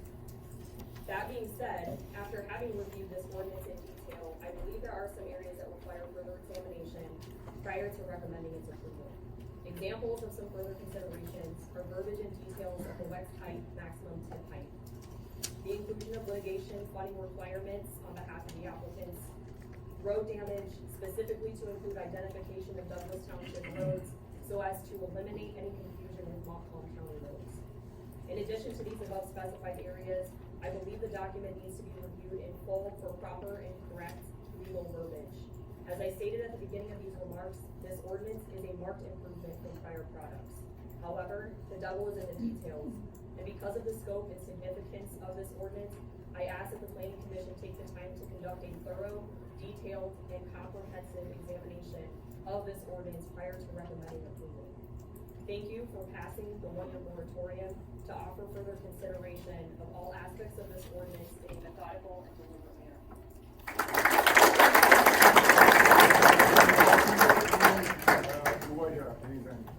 Okay, gentleman in the baseball, go ahead. Ken Bunting, Douglas Township, and I wasn't gonna speak, but the last two people, you sit on a lot of meetings, so I'm not an expert, but I can tell you, will answer your questions, I know they can't, it's a public hearing. So why do we have suppression systems? Same reason you have sprinklers in your house and a fire alarm. It's the first stage. Then, why do we train our fire department? Because there's no windmills in the area right now, they have no training on it. They don't know what to do, they don't know when to get close, they don't know when to get far away, they don't need to know to get people away. On the other lady, the reason they stopped is because they have to for the shadow flicker. It's so miserable on people that they stop and they're willing to not produce the energy, because if they keep spinning, the shadow flicker is such a big issue for them that they have to stop. It's in here, and that's how responsible this new ordinance is it's covered every single thing. The money set aside, ma'am, is to pay these people to listen to people complain about shadow flickers. Sir, address your comments to the board, please. I know you're answering questions. Talk up here, So please. that's how responsible this new ordinance is. It's went down to detail. It's covered our roads. It's covered our payment to our stuff, our board. It's also taken the power away from Apex to be the complaint department and gave it to our board and then paid them to do it. That's the reason this money's in there, is to protect our citizens. Okay, that's how responsible and awesome this ordinance is. It's went down in that much detail. Even though everybody says it's a copy, it's a copy and an improvement. Okay? My wife would also like to speak, but she needed some electric on microphone, so I don't know if you want to wait there or not. Well, since you're related, I'll make an exception. Go ahead. You have to speak up from back there. My name is Brandy Bunty, Douglas Township. Ma'am, you're gonna need to step out. We can't hear you at all. Okay, I will, just about, okay. Or you you can wait till a little later. If you could give me just a little more time for travel. My name is Brandy Bunting, Douglas Township, and I was going to speak about something else tonight, but the lady in front made me think that I really need to speak about this. She talked about how, you know, sound is really important, and that freezers and refrigerators aren't as loud as turbines, and that you need to research it. And I'm sure she believes that because that's what Apex is telling her. But that's the point, you guys. We cannot believe these things. Sorry, so I apologize. And in general, that's what we are being told, and that's what we are believing. And I just happened to have a video on my phone of right over in Gratiot County, true example of a freezer with a turbine. I'd just like to play it for you guys.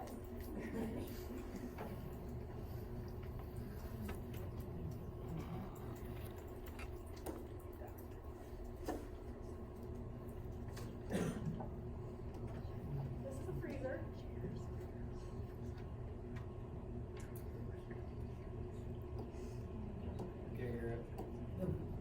And I have to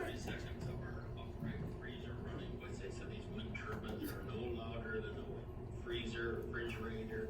Just wanted to show you a comparison of what it's like. I walk to my back door now and I just show you what we were listening to.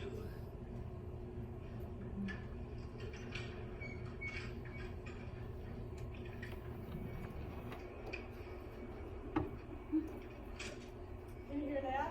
Yep. This wind turbine is over 1,500 feet from our home. And this is what we listen to. It just drones 24/7.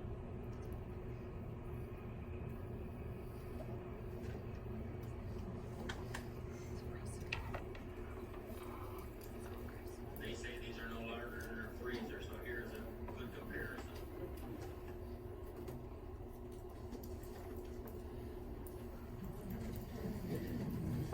So anyway, my point is that, I mean, I'm raising a 5th generation on a farm that's been in my family for over 150 or over 100 years, closer to 150, with neighbors that we've had been friends with for 3 generations.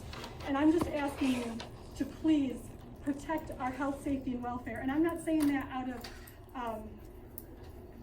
despite or not wanting anybody to get turbines or anything like that. I don't want to listen to this 24/7, 25/7. I also am worried about fire. The setbacks need to be further than what at least the safety manuals say they are, and also internet and TV. Gratiot Township's also telling us that the second they go in, those things go out. And if you guys live in Douglas Township, you know we don't have any other options. I've tried. And so we don't need to sign a contract to get Apex or Consumers Energy to fix our internet and TV when it goes out. All right, time's up, ma'am. Thank you very much.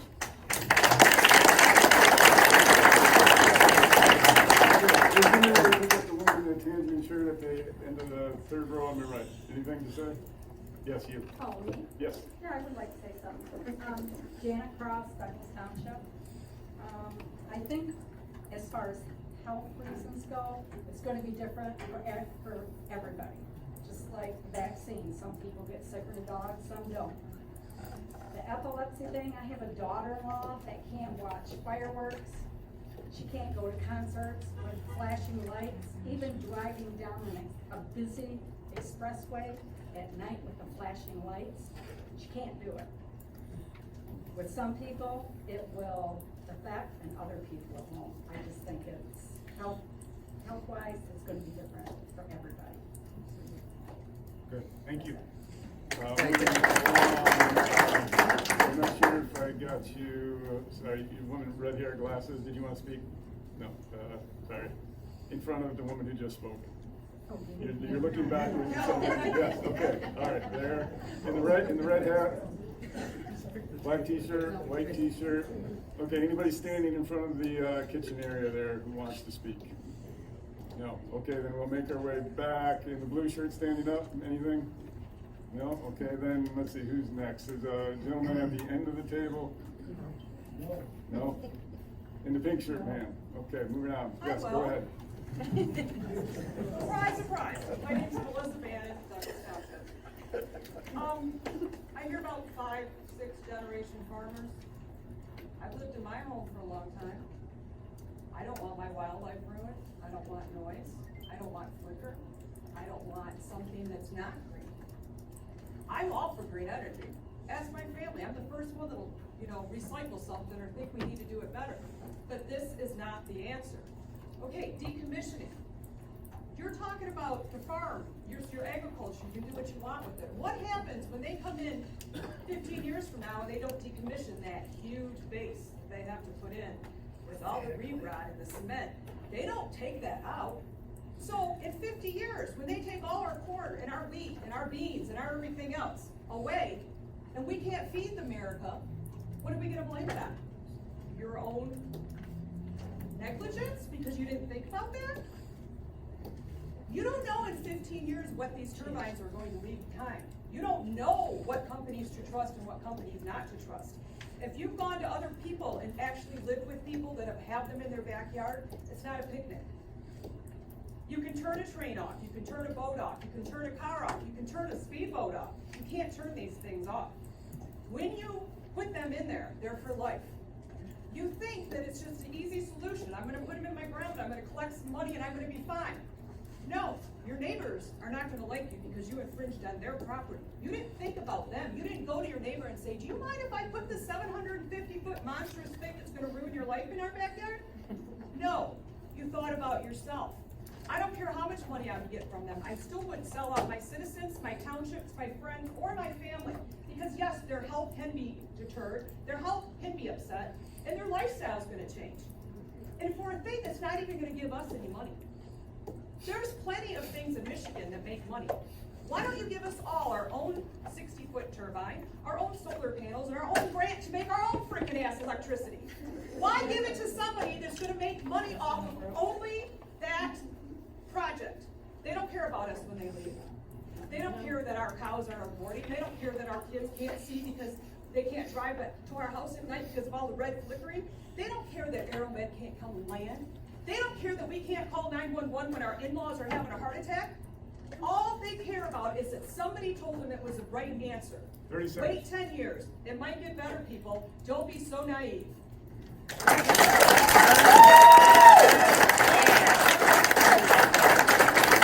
Black face mask, moving on. No? Okay, moving on that same row with that wonderful green and white hat. All right. Next row, you're, let's see. Nobody's on the first seat? No. Red and white dress is where I'm at now. Yes or no? No. Red or white, yes, you're the one. Okay, moving on. No. Yes, sir, in the plaid shirt, go right ahead. Good evening, Harvey Schick, Douglas Township. Said this early on, a few months ago, but again, to challenge both boards to look in bylaws. Nowhere in there does it say to write an ordinance with a vendor, with a for-profit individual. Do your research. Don't use a vendor that's just out to make money. To me, that's a dereliction of duty to even have a vendor at the table. You have lawyers that are experts, you have lots of lawyers that are dealing with wind. Use the experts, but don't use people that are out to make a profit off of you.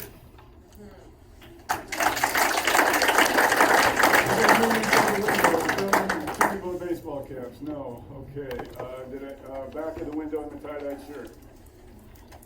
No, all right, moving on to the next row then. It's a little hard to describe at this point, so I'm gonna start on my left and move right. Raise your hands if you're in this back corner of the room and you wanna speak. Anybody in the back, my left corner? Okay, first hand I see is the woman in the corner. Thank you. Lenny Smith, again, Evergreen Township. So here's what I'd like to say. First of all, who cares if an ordinance resembles another ordinance? Pearson Township put a great and safe ordinance together for what they thought was good and safe for their residents. So why should we reinvent the wheel? I have always lived by the motto of work smarter, not harder. So it makes a lot of sense to me that why wouldn't we take something good and use those pieces and then do what we can to make that a little bit better?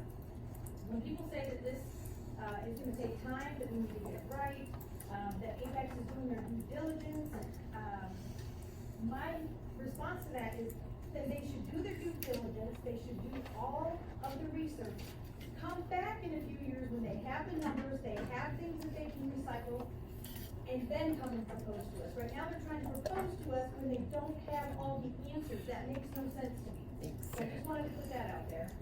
Regarding the refrigerator noise, I am not a scientist, but this one actually cracks me up. How tall are refrigerators? 6 foot tall? We're talking 6 feet. A turbine that they are proposing here is 670 feet tall. And I'm sorry, I don't care how smart or dumb you are, the two of them do not equate to each other. You cannot get the same noise out of a 6 foot refrigerator as you do a 670 foot turbine. Plain and simple, it's just not possible. Good analogy. And I encourage you all, if you have not yet, go over to Brashear, Isabella County. It does not matter which wind company actually put the project in place. The fact is it's still a wind company that put the project in place.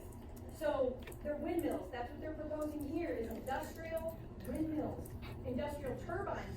So go over there and listen to those people's yards. I mean, they're 1,500 to 2,500 feet, and they're sick all the time. I mean, we have addresses of people who will gladly let you come over and listen to the horrible noises that they have to listen to every single day. And another thing is, people are so worried about people going to meetings that are not in their township. Granted, I'm not from Douglas Township, but I'm pretty darn close, so anything that you guys do here is going to affect all of us. An almost 700 foot tall monstrosity is going to affect all of us, not just Douglas Township. So I have a right to be here, and I have a right to speak. And I'm gonna end with this. Why are some people so opposed to a wind ordinance that provides safety for all of us? I just would like to say to the board, please do everything that you can to morally and ethically get it right for the majority of the people, not just a few who are out to make a few bucks. Thank you, ma'am. Looking to my right, yes, sir.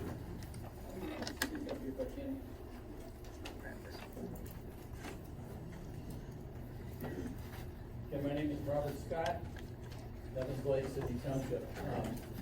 Also, before I retired, I was a real estate development lawyer with the Miller Johnson Law Firm in Grand Rapids. So I am very familiar with zoning ordinances. I worked a lot with them in my practice. In fact, I was often the guy who sat up here and tried to convince township boards and city commissions to approve a project. This is an article that appeared in the Daily News a couple weeks ago. It talks about exclusionary zoning. Mr. Youngward has talked about these ordinances, and others have talked about the ordinance being too restrictive. In fact, it's perfect. The citizens group has put together a great ordinance. It protects the public, the health, safety, and welfare of this township very, very well. It covers every topic very, very well. And it's not exclusionary to the point of being illegal. Yes, there are 3 points that I talk about in the article that the ordinance that a wind company like Apex has to show to claim that this is exclusionary. First of all, they have to show that wind turbines are totally excluded from the township. This ordinance does not do that. You can have a 330-foot turbine. You can set back 5 times the tip height from a road or from a non-participating property. You can get neighboring properties to waive the setbacks. You can put 330-foot turbines in this township under this ordinance. They are not totally excluded. Second of all, there is no demonstrated need for electricity in Douglas Township. Everybody, when you turn the lights on, they come on. Apex has tried to argue that they need wind to replace coal. Wind turbines are not replacing coal. Gas turbines are replacing coal. CTE is building a $1 billion gas electric generator plant in St. Clair County. That's going to replace a lot of their coal-fired plants. And this, right now, wind provides about 6.6% of the electricity in the state of Michigan. It's like 12, 13 years it's taken to get to that point. Coal provides 27%. You do the math. 50 years from now, maybe wind will replace coal. It's not going to replace coal today. The other aspect of that is remember that wind turbines that are in Pine Township are not going to provide electricity for Pine Township. At best, they're going to go into the grid. They're going to go to Rapids, Detroit, Lansing, a lot of places. They're not going to service this township. And of course, Apex may decide to sell all the electricity to Google or to Microsoft or some other big company, and you may never see any of it in this township. So they can't show, he's shaking his head, but he knows that's possible. In any case, the other aspect of it is you can also determine that your township is unique and is not a proper place for these things. Thank you.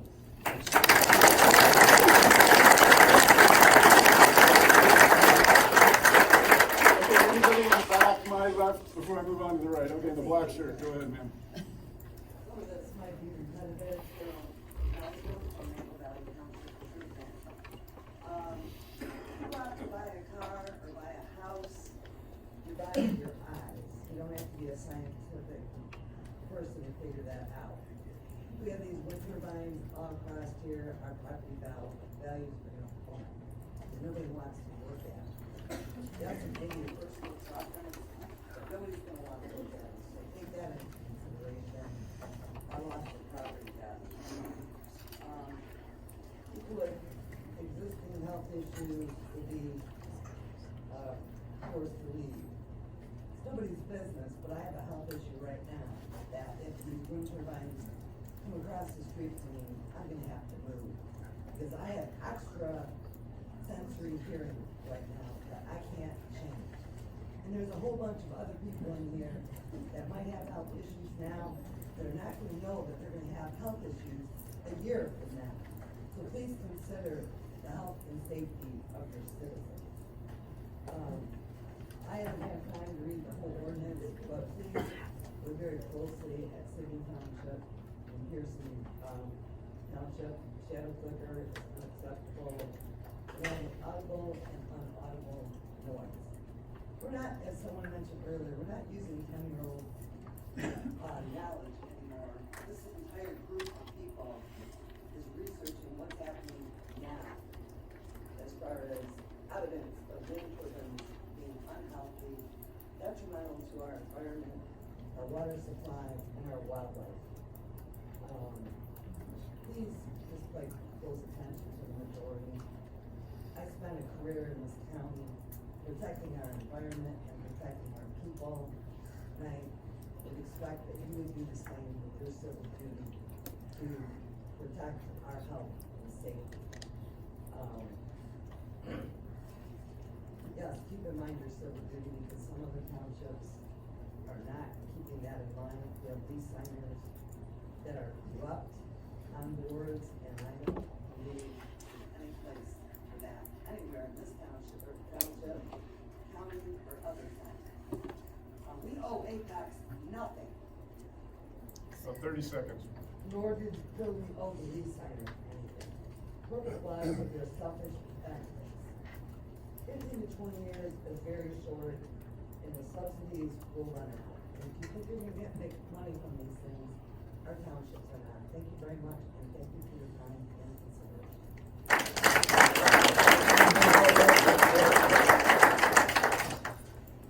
So Ron Finder, Douglas Township, I have a couple of topics I'd like to cover. And the first is actually directed to the individuals who would like to erect towers on their land.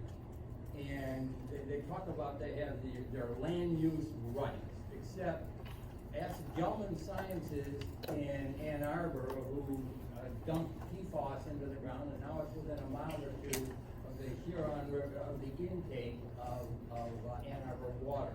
How about Wolverine Worldwide dumping PFAS into the ground? So I know you want to build, I know you want your $5,000 or whatever you're going to get per lease, okay? But that impacts the rest of us. Yes, you don't have an unfettered right to use your land any way you want. What you're doing is fobbing off the cost on the rest of us by building a lease. The next thing is I keep hearing everybody say lease, lease, lease. These are not leases. These are easements. Read the agreement. And if you've taken the time to have an attorney explain it to you, or somebody who understands the easement, do you realize that you promised in that easement that if Apex or whoever then owns it has a problem, you agreed to indemnify and hold them harmless. which means you pay their attorney fees when they come back at you, that's Apex or Edison or consumers, whoever buys it, there's a whole harmless and indemnification agreement in there. Next point I want to make is that a lot of people here, I'm not sure, understand a restrictive zoning ordinance versus a more liberal one. And I would ask you, Mr. Attorney, and I apologize I didn't get your name, but you work for us through the commissioners, and it seems to me you ought to do a white paper that explains the law that we can all read about allowing more restrictive covenants or zoning ordinances versus less restrictive, so that people understand what we're dealing with. Finally, people are all this money that they think we're going to get, okay? But there was a big article in the paper the other day about the tax tribunal reducing the depreciation schedule. There's a law on 20 seconds. Sure. So you reduce the depreciation, that means a higher profit, or they actually are increasing, excuse me, the depreciation schedule. So everybody who thinks it's a financial panacea, it isn't, because you're gonna end up having to pay that money back. And I don't wanna take on. That's your time, sir. Thank you very much. All right,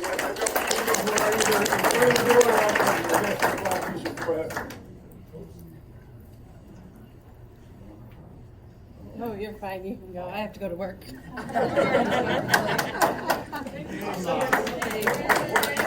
I'm Alan J. Smith, I'm from Sydney Township. My wife is behind me, she can't stand the spinning fans, but that's another problem. We're talking about an industrial project. All right, I talked about this in Sydney. Yes, we have an ordinance that is not liked by some people, but it's liked by a lot of us. We're talking about an industrial project. What does industrial mean? It is usually a thing like a meat rendering factory or something like that. This is an industrial project, and we're sticking it where? Are we sticking it on industrial property? No, we're putting it on agricultural property. The things that we don't see, like the gentleman that referred to the emissions from the towers and stuff, is the underground lines that are run. Anytime you run an underground wire, you create electromagnetivity. Okay, electromagnetism affects animals. Horses freak out sometimes. Some horses won't go near a turbine because of the electromagnetivity in the ground. You also take away from the farming from the road that is run down through there. Yet there's a road to every single one of those turbines, so not only can you not farm around there, you can't farm around the road either, so you're losing property. There is so many things that we don't see. Like I said, underground lines, the cement that goes in the ground. What can travel and follow down that cement? Can it get into our aquifers? Those questions we need to ask, we need to know. I am 100% for green. We own a farm that is 100% green energy. It has solar panels and wind turbines, wind generators. We don't call them turbines because they're too small, but you can't see. It doesn't bother anyone. We're their worst enemy because guess what I pay the electric company? Nothing. Nothing to nobody.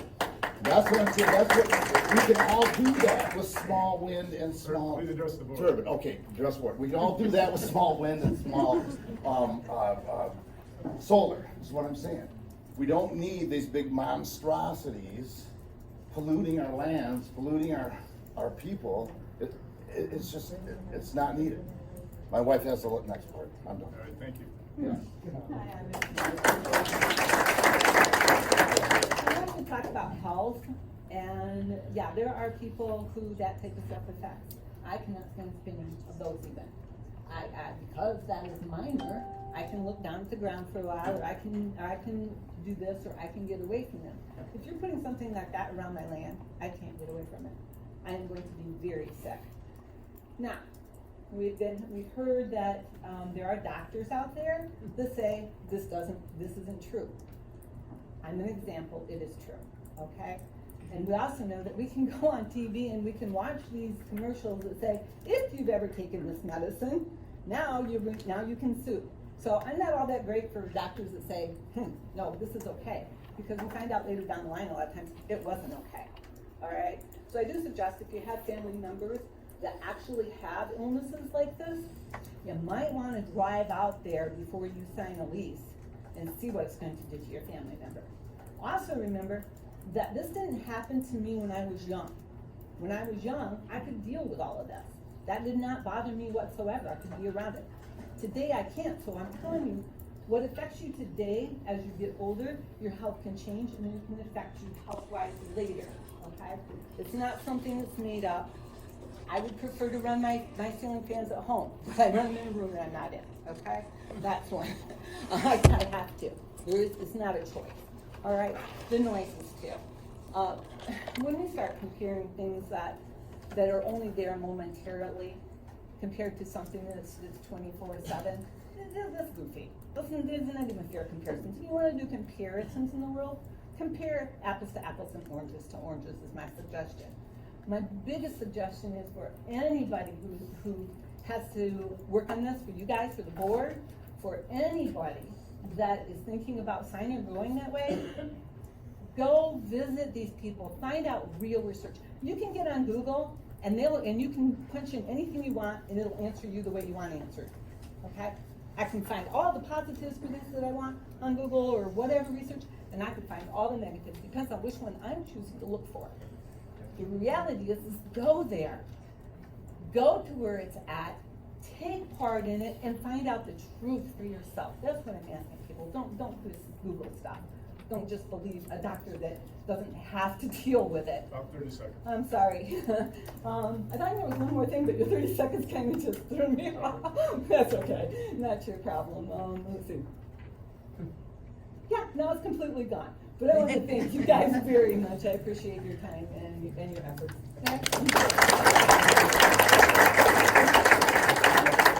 Is there anybody outside who want to speak? Okay, then I'm going to move this gentleman in a gray hair, yellow shirt, moving my right from there. Hey, I don't have gray hair.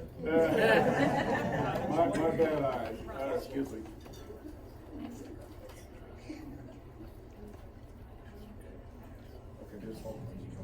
Okay, we're just going to take a brief pause, okay, for needs of one of the board members. It'll be short.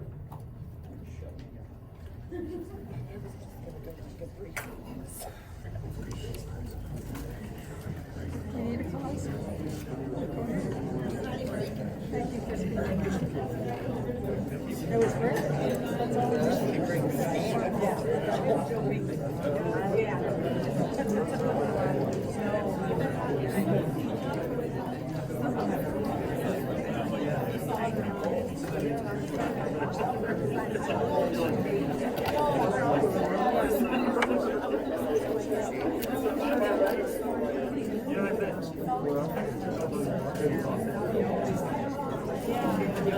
all I don't know, like, but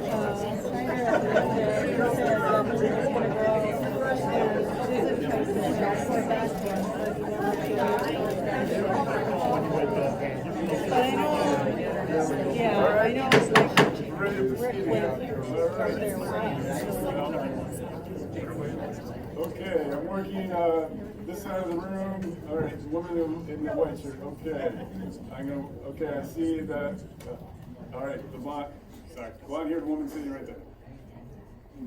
Hey, I hate public speaking, so I'm gonna do my best, but Jennifer Dean Hale, 5962 Mandeville Road.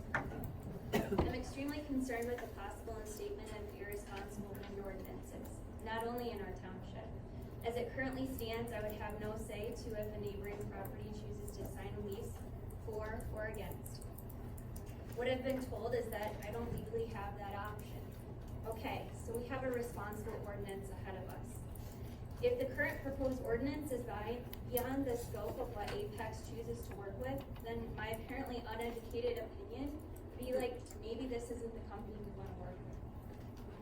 I wholeheartedly feel that your property is something that you should have the rights to determine what happens within those borders. It is something that we all spend 40 hours plus working hard to pay for, countless hours improving the appearance, habitat, overall presentation of, and take great pride in. However, I also feel strongly that the 600 plus tall turbines directly impede on the adjacent property owners, if not also extending further than property lines. When my property, my family, neighbors, animals, and wildlife have potentially grave and intrusive impacts from wind turbine energy, the goings-on of an adjacent property immediately include and pertain to me as a property owner. I've lived within a 1 mile radius of my current home for now 34 and a half years, and I've always called Enterking, Douglas Township, and Lakeview home. I take pride in knowing my neighbors, where my food comes from, and knowing that at the drop of a hat, any of my neighbors would willingly come to help me, and I do the same for them. I have great respect for my neighbors on both sides of the aisle here tonight, and hope that they feel the same. I ask respectfully that they consider myself, my family, my neighbors, further generations when looking into do something as intrusive as wind turbine energy. I apologize for my shaky voice and probably the blotches all over my body, but I am really passionate about this, and I just ask that you guys consider that, you know, no one here is trying to make a bad decision either way. We're just asking that you guys take everyone into consideration, both sides of the aisle, find something that's in the middle to suit both sides, and I think that the ordinance that's being presented to the Planning Commission and also the board, hopefully, is something that's really responsible.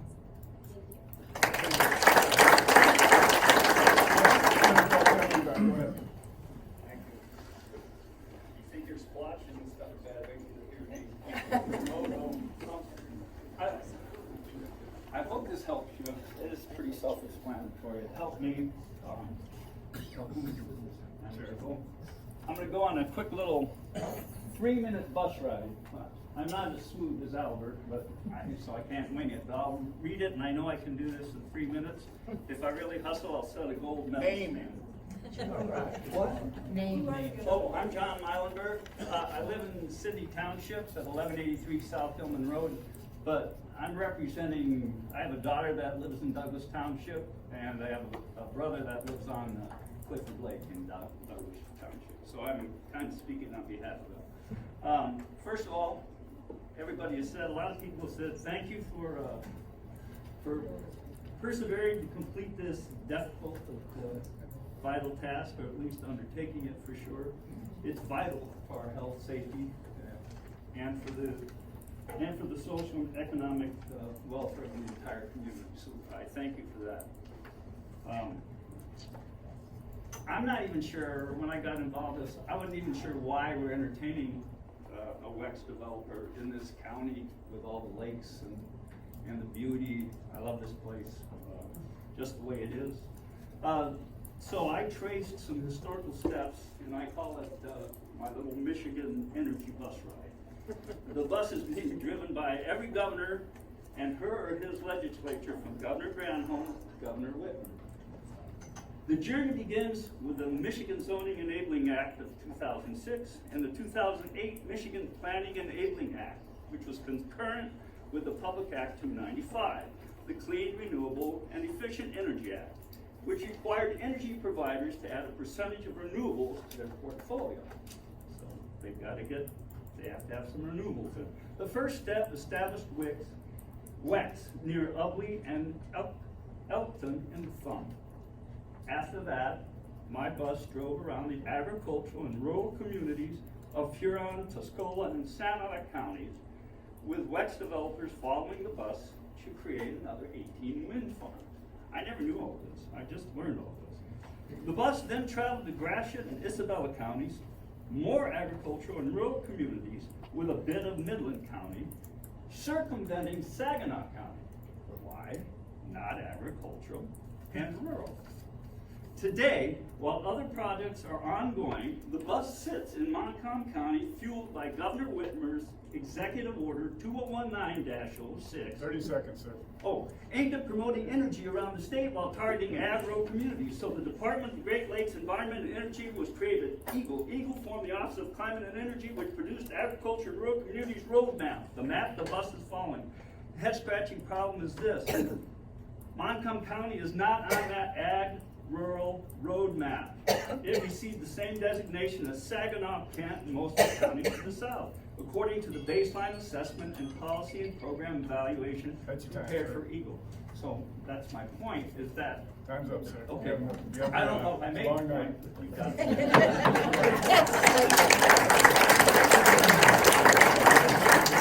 All right, continuing right in the very back. Yes, sir, go ahead. My name's Dave Bain. I'm actually in Pine Township, but I'm a quarter mile down out of Douglas. And I wasn't gonna speak tonight, but there is, for one, I do think that Douglas, whoever drew up this ordinance, I think has done a very good job.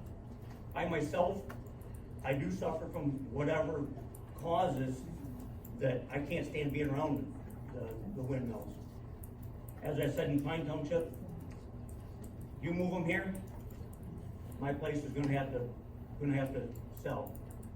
And I've already heard it enough from watching every one of these Douglas Township meetings and not biting my tongue, to listen to the disruption and the bickering back and forth, that I kinda get appalled that these are all neighbors. I'm a business owner in Montcalm County.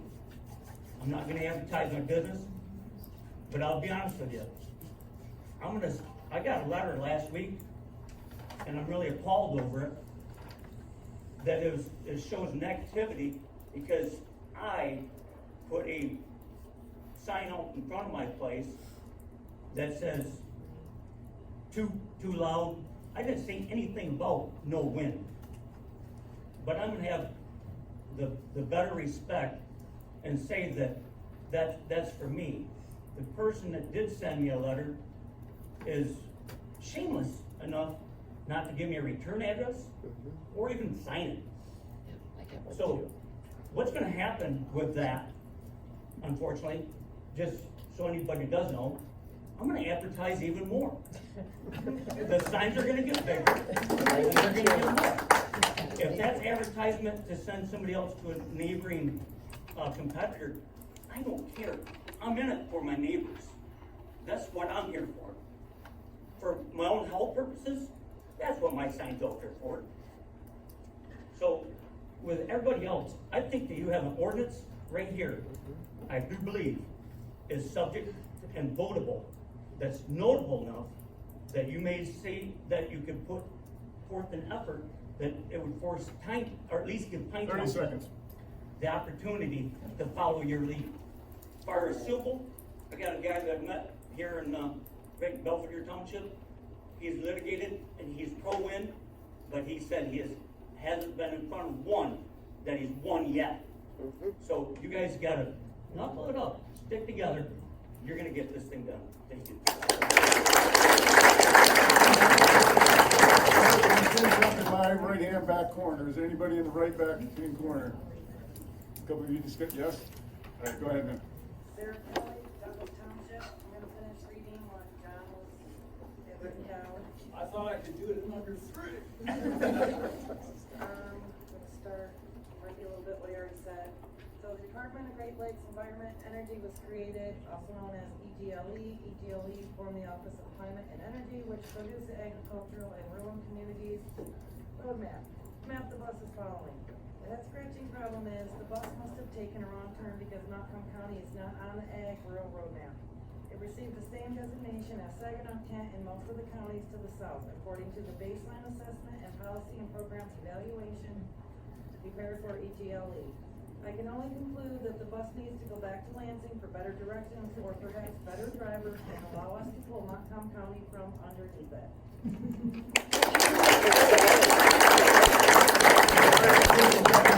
Is there anybody in the back right back hand corner here?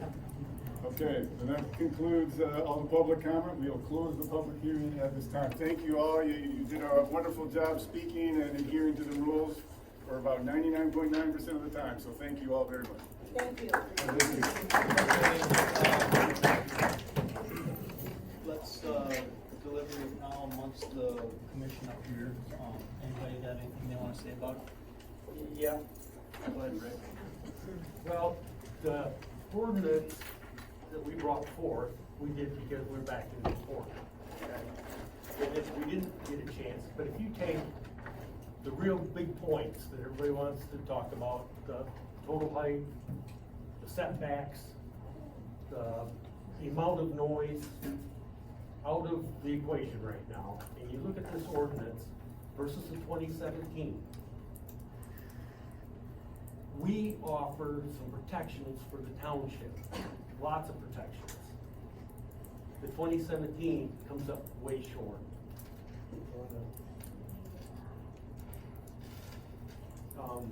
It just, point after point, Cindy and I worked on it together, and it wasn't just Pearson's. It was, I don't know how many, she probably had 27, I had like 17, that we went down through and come up with stuff. This is kind of one copy's a basic notes and one is more actually a copy from the citizen ordinance.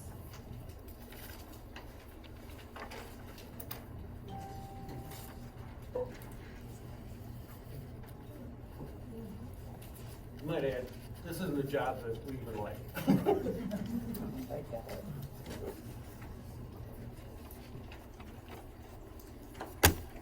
you can share. Take one, take one. To add what you're saying, I agree that the way we look at this and the different comparisons between the 17th and today is that we're actually just looking out for technically ourselves as the board. I mean, if you look at the permits, let's just talk about permits for a second. Before, it was a simple permit that didn't really get you anything. Now we have $15,000 in escrow. Why would we want, no, we would not want that. If we don't have any money in an escrow, they can do whatever they want. There's no penalty to it. So we have to have that permit. And the environmental, I mean, we've done everything. This is all simple stuff. You're adding some escrow. I mean, $15,000 for some legal stuff? I think that's, doesn't go very far. I think that before, the ordinance we had before though, had, escrow account in that, and it couldn't go below a level. The one that was rescinded. Yes. Right. Yeah. That one is gone. Yeah, we can use that. What we're looking at here is 2017 offers no protections for the township. We didn't know what we were doing when we come up with this 2017. I mean, we all should, if you take the big points out that trips everybody up, and you look at the protections for the township in the citizens ordinance versus the 2017, you'd just be negligent to ever let it go back to that. I was glad to have the moratorium go through at least us, because then we can look at those big points that everybody trips over. But right now, we just want to show where 2017 just doesn't work. 2017 left a lot of things open for Douglas Township and its tax dollars and legal situations, and covering costs. There are permit costs that part of the review process for any special use permit is gonna involve specialists to look at things. We are not educated. We are researching, gathering, putting together. But when it comes down to totally evaluating someone's special use permit, we need money in escrow, and no, we're not gonna take a trip to Cancun. That is totally illegal. Any money in escrow, when it's used to process a permit, in the end will be returned. But at the same time, I am not gonna use your tax dollars to propose it to have research done on a special use permit. 217 talks about minimizing visual noise impact. Citizens ordinance talks about total assessments, timelines, reports that need to be done. Attorney fees and court costs. We can say all we want that we're gonna put these things in place and they are going to follow it, but what if they don't? Who's gonna take on a major corporation like Apex or even bigger, DTE or consumers? We can say you will do this with a turbine or you will do that. You will repair roads. What if they don't? And we say, well, you have to. And they don't. At some point, you're talking going to court. I don't want my tax dollars to go into litigation to force something to happen that we said, this is how it has to be. Economic impact reports, not in 2017 in the citizens. Insurance, this has a policy to cover, and the amount is conditional. That would leave us some guidelines to say, this is how much we want the policy to be. Here, there's insurance on the site, on removal, liability insurance to protect the township and property owners. Unredacted copy of manufacturer's safety manuals. We want to see what the manufacturer says should be done and how these turbines should be handled so that they're put in place properly and safely. Repair of road damage. One thing I will say in the citizens ordinance, I was rereading it and noticed that we say Montcalm County roads. I would like it to say and Douglas Township. I don't want a loophole that all of a sudden they say, oh, that's just 66, or that's just 46. I want it to be Musson Road, Grow Road, Hillis Road that gets repaired. The cost to decommission. 2017 just asked for a description and asking them how to describe how they'll do it. By the applicant. Citizens ordinance said there's going to be a formula. You're going to put that money in escrow per turbine and covering applicant or any attorney fees or court costs that follow. Complaint resolution. When we talk about putting money in escrow for a complaint, how are we going to take these complaints? Are we going to have a website where they're logged, a phone that you call, an 800 number? Who's going to answer that phone, look at that website? Who's going to document the complaint? Who's going to report it to the township? Who on the township board or planning commission is then going to make it official, turn it over to Apex, and give them the timeline for fixing it? I've done hundreds of hours of research for free. I am not going to man a website or a 1-800 number for free.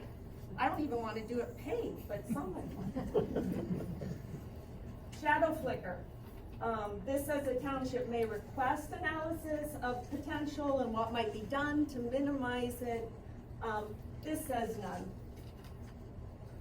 No shadow flicker on other property. It does allow a waiver if your neighbor was to say it's okay. That back 40, if it flickers on there, that's fine. But otherwise, no. Ice, fire, and voltage. Nothing in 2017. This takes into account natural hazards, health, welfare, safety, noise, vibration, shadow flicker, ice deposit, structural failure, having an ice detection system that will shut it down. Fire suppression, how to handle strain voltage, surge voltage, and power. Post-construction and compliance testing. Nothing in place in 2017. Citizens ordinance says there will continue to be an avian and wildlife study done. Comparing to the original assessment that was done.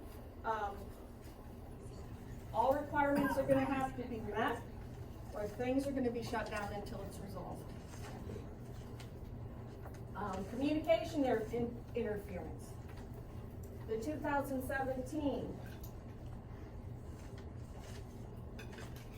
says that there's not going to be any electromagnetic interference in radio and television.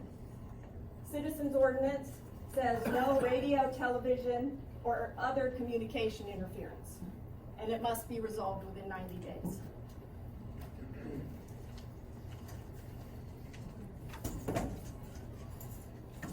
The end results here. I feel the 2017 ordinance puts us as a planning commission and township board in a point of gross negligence and dereliction of duty to not protect the entity that's called Douglas Township. Because if we're not protecting the entity even, to say what are our tax dollars being used for, then we're not protecting you. I mean, there are still, as Rick said, those other issues of, you know, height, sound, shadow flicker, that sort of thing. But some of this, when you look at those escrow accounts, you tell me later, when these aren't working anymore, who's gonna take them down? What if they start to fall down? We have troubles handling houses that are declared inhabitable and they aren't maintained. What are we gonna do when it's 600 feet tall or taller? Because we were told industry standard, and that industry standard is now heading towards 800 to 1,000 feet. That's a direct quote from Albert. 2017 ordinance, 6 out of 13 are weak requirements. 7 out of the 13 don't even address them. The citizen ordinance, at least in this area, addresses all of those. Now, do I feel we're ready to go on the citizen ordinance? No. I am very thankful for this year moratorium, because I think we can come up with something that will work for our township. But it's not just, we talk health, safety, welfare, and we always think resident, and that's very important to me. But there's also all of us as a township. And that also needs to be protected. So thank you for your support in the moratorium. And that's one area where I would say we really need to look at this and talk about it.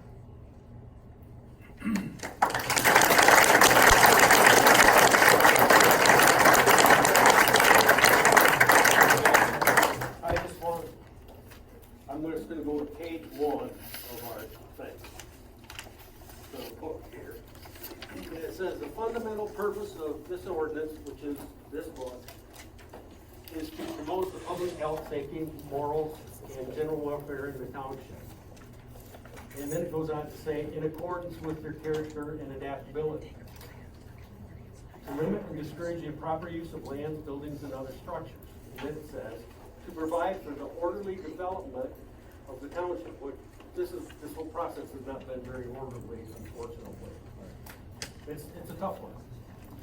And to reduce the hazards to life and property, to establish the location and size of, and the specific uses for, and it says dwelling, building structures, it says to regulate the minimum open spaces, which I assume that means setbacks, am I correct? Not necessarily. Not necessarily, I don't know. That's what I'm reading. This is on page 1. Safety and protective measures that shall be required for such dwellings. And then on down the way it says, and to conserve life, property values, and natural resources. I mean, this is what is on page 1 of this, and this is what we are trying to do. I also don't feel it's ready to be sent on. I think we've got some time now with the big points, which are the ones you trip over. I think we can deal with them, but I think the 2017 ordinance is just so incomplete that we would be totally irresponsible to even consider letting it go back to that. That's all I got on it. Cindy, you got any more? Nope. Kevin? Anything you wanna say? Pat? Tim? Just a lot. Todd? Don't have time. I had a conversation with my cousin again that lives over in Ithaca, and he told me he and his family own thousands of acres over there. And he's told me that also this last week that he did not sign for the windmills. He could have made thousands and thousands of dollars for his family, and technically onto my family. And he said he actually wishes he would have for the money. But he knows all of his friends over there, and they're all farmers together, he knows them all. And he told me that they've came to him and said, yes, we've got all this money, it feels great to have this money. But the problem that the other farmers are telling him is that the windmill entities are technically taking control of these people's land. They do what they want. It's an easement, but they can come and go, they can rip up the land, they can mess up a tile, and then the farmer has to go back to them and go, hey, can you fix that tile? Because my field's flooding over here. And then they go, yeah, we'll get to it when we can.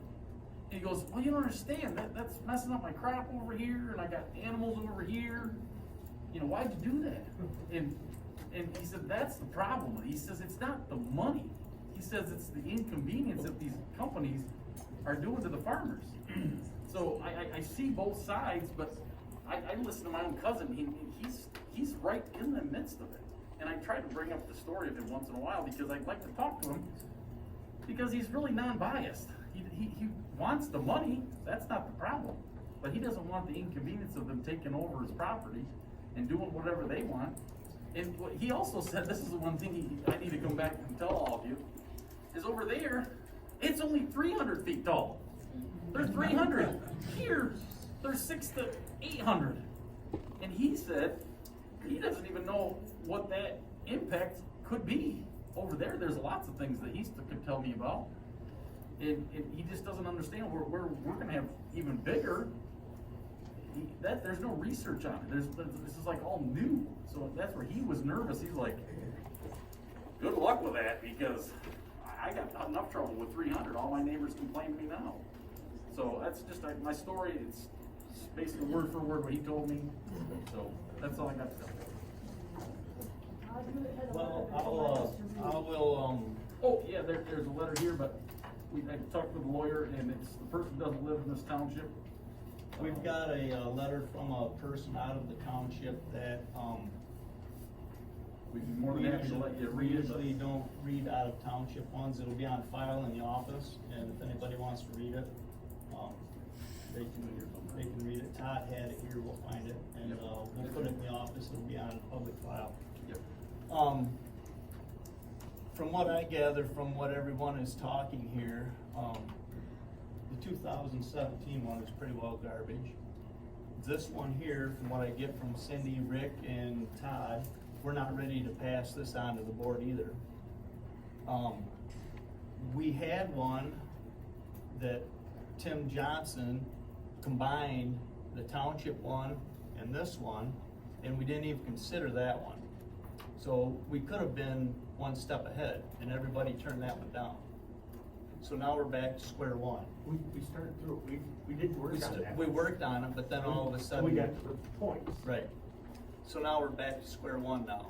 So, I guess we'll go ahead and we'll vote on this, whether we're gonna send it on to the full board or we're gonna just let it die. So, everyone ready to vote, or you got anything more to say? Yeah, cause sometimes if you don't hit a home run, you start back out at home plate again. Everyone ready to vote? If you're not gonna take action on the motion, would be just a table. Just a table? Everyone is there a motion to table it then? I make a motion, we table it. Is there support? I'll second.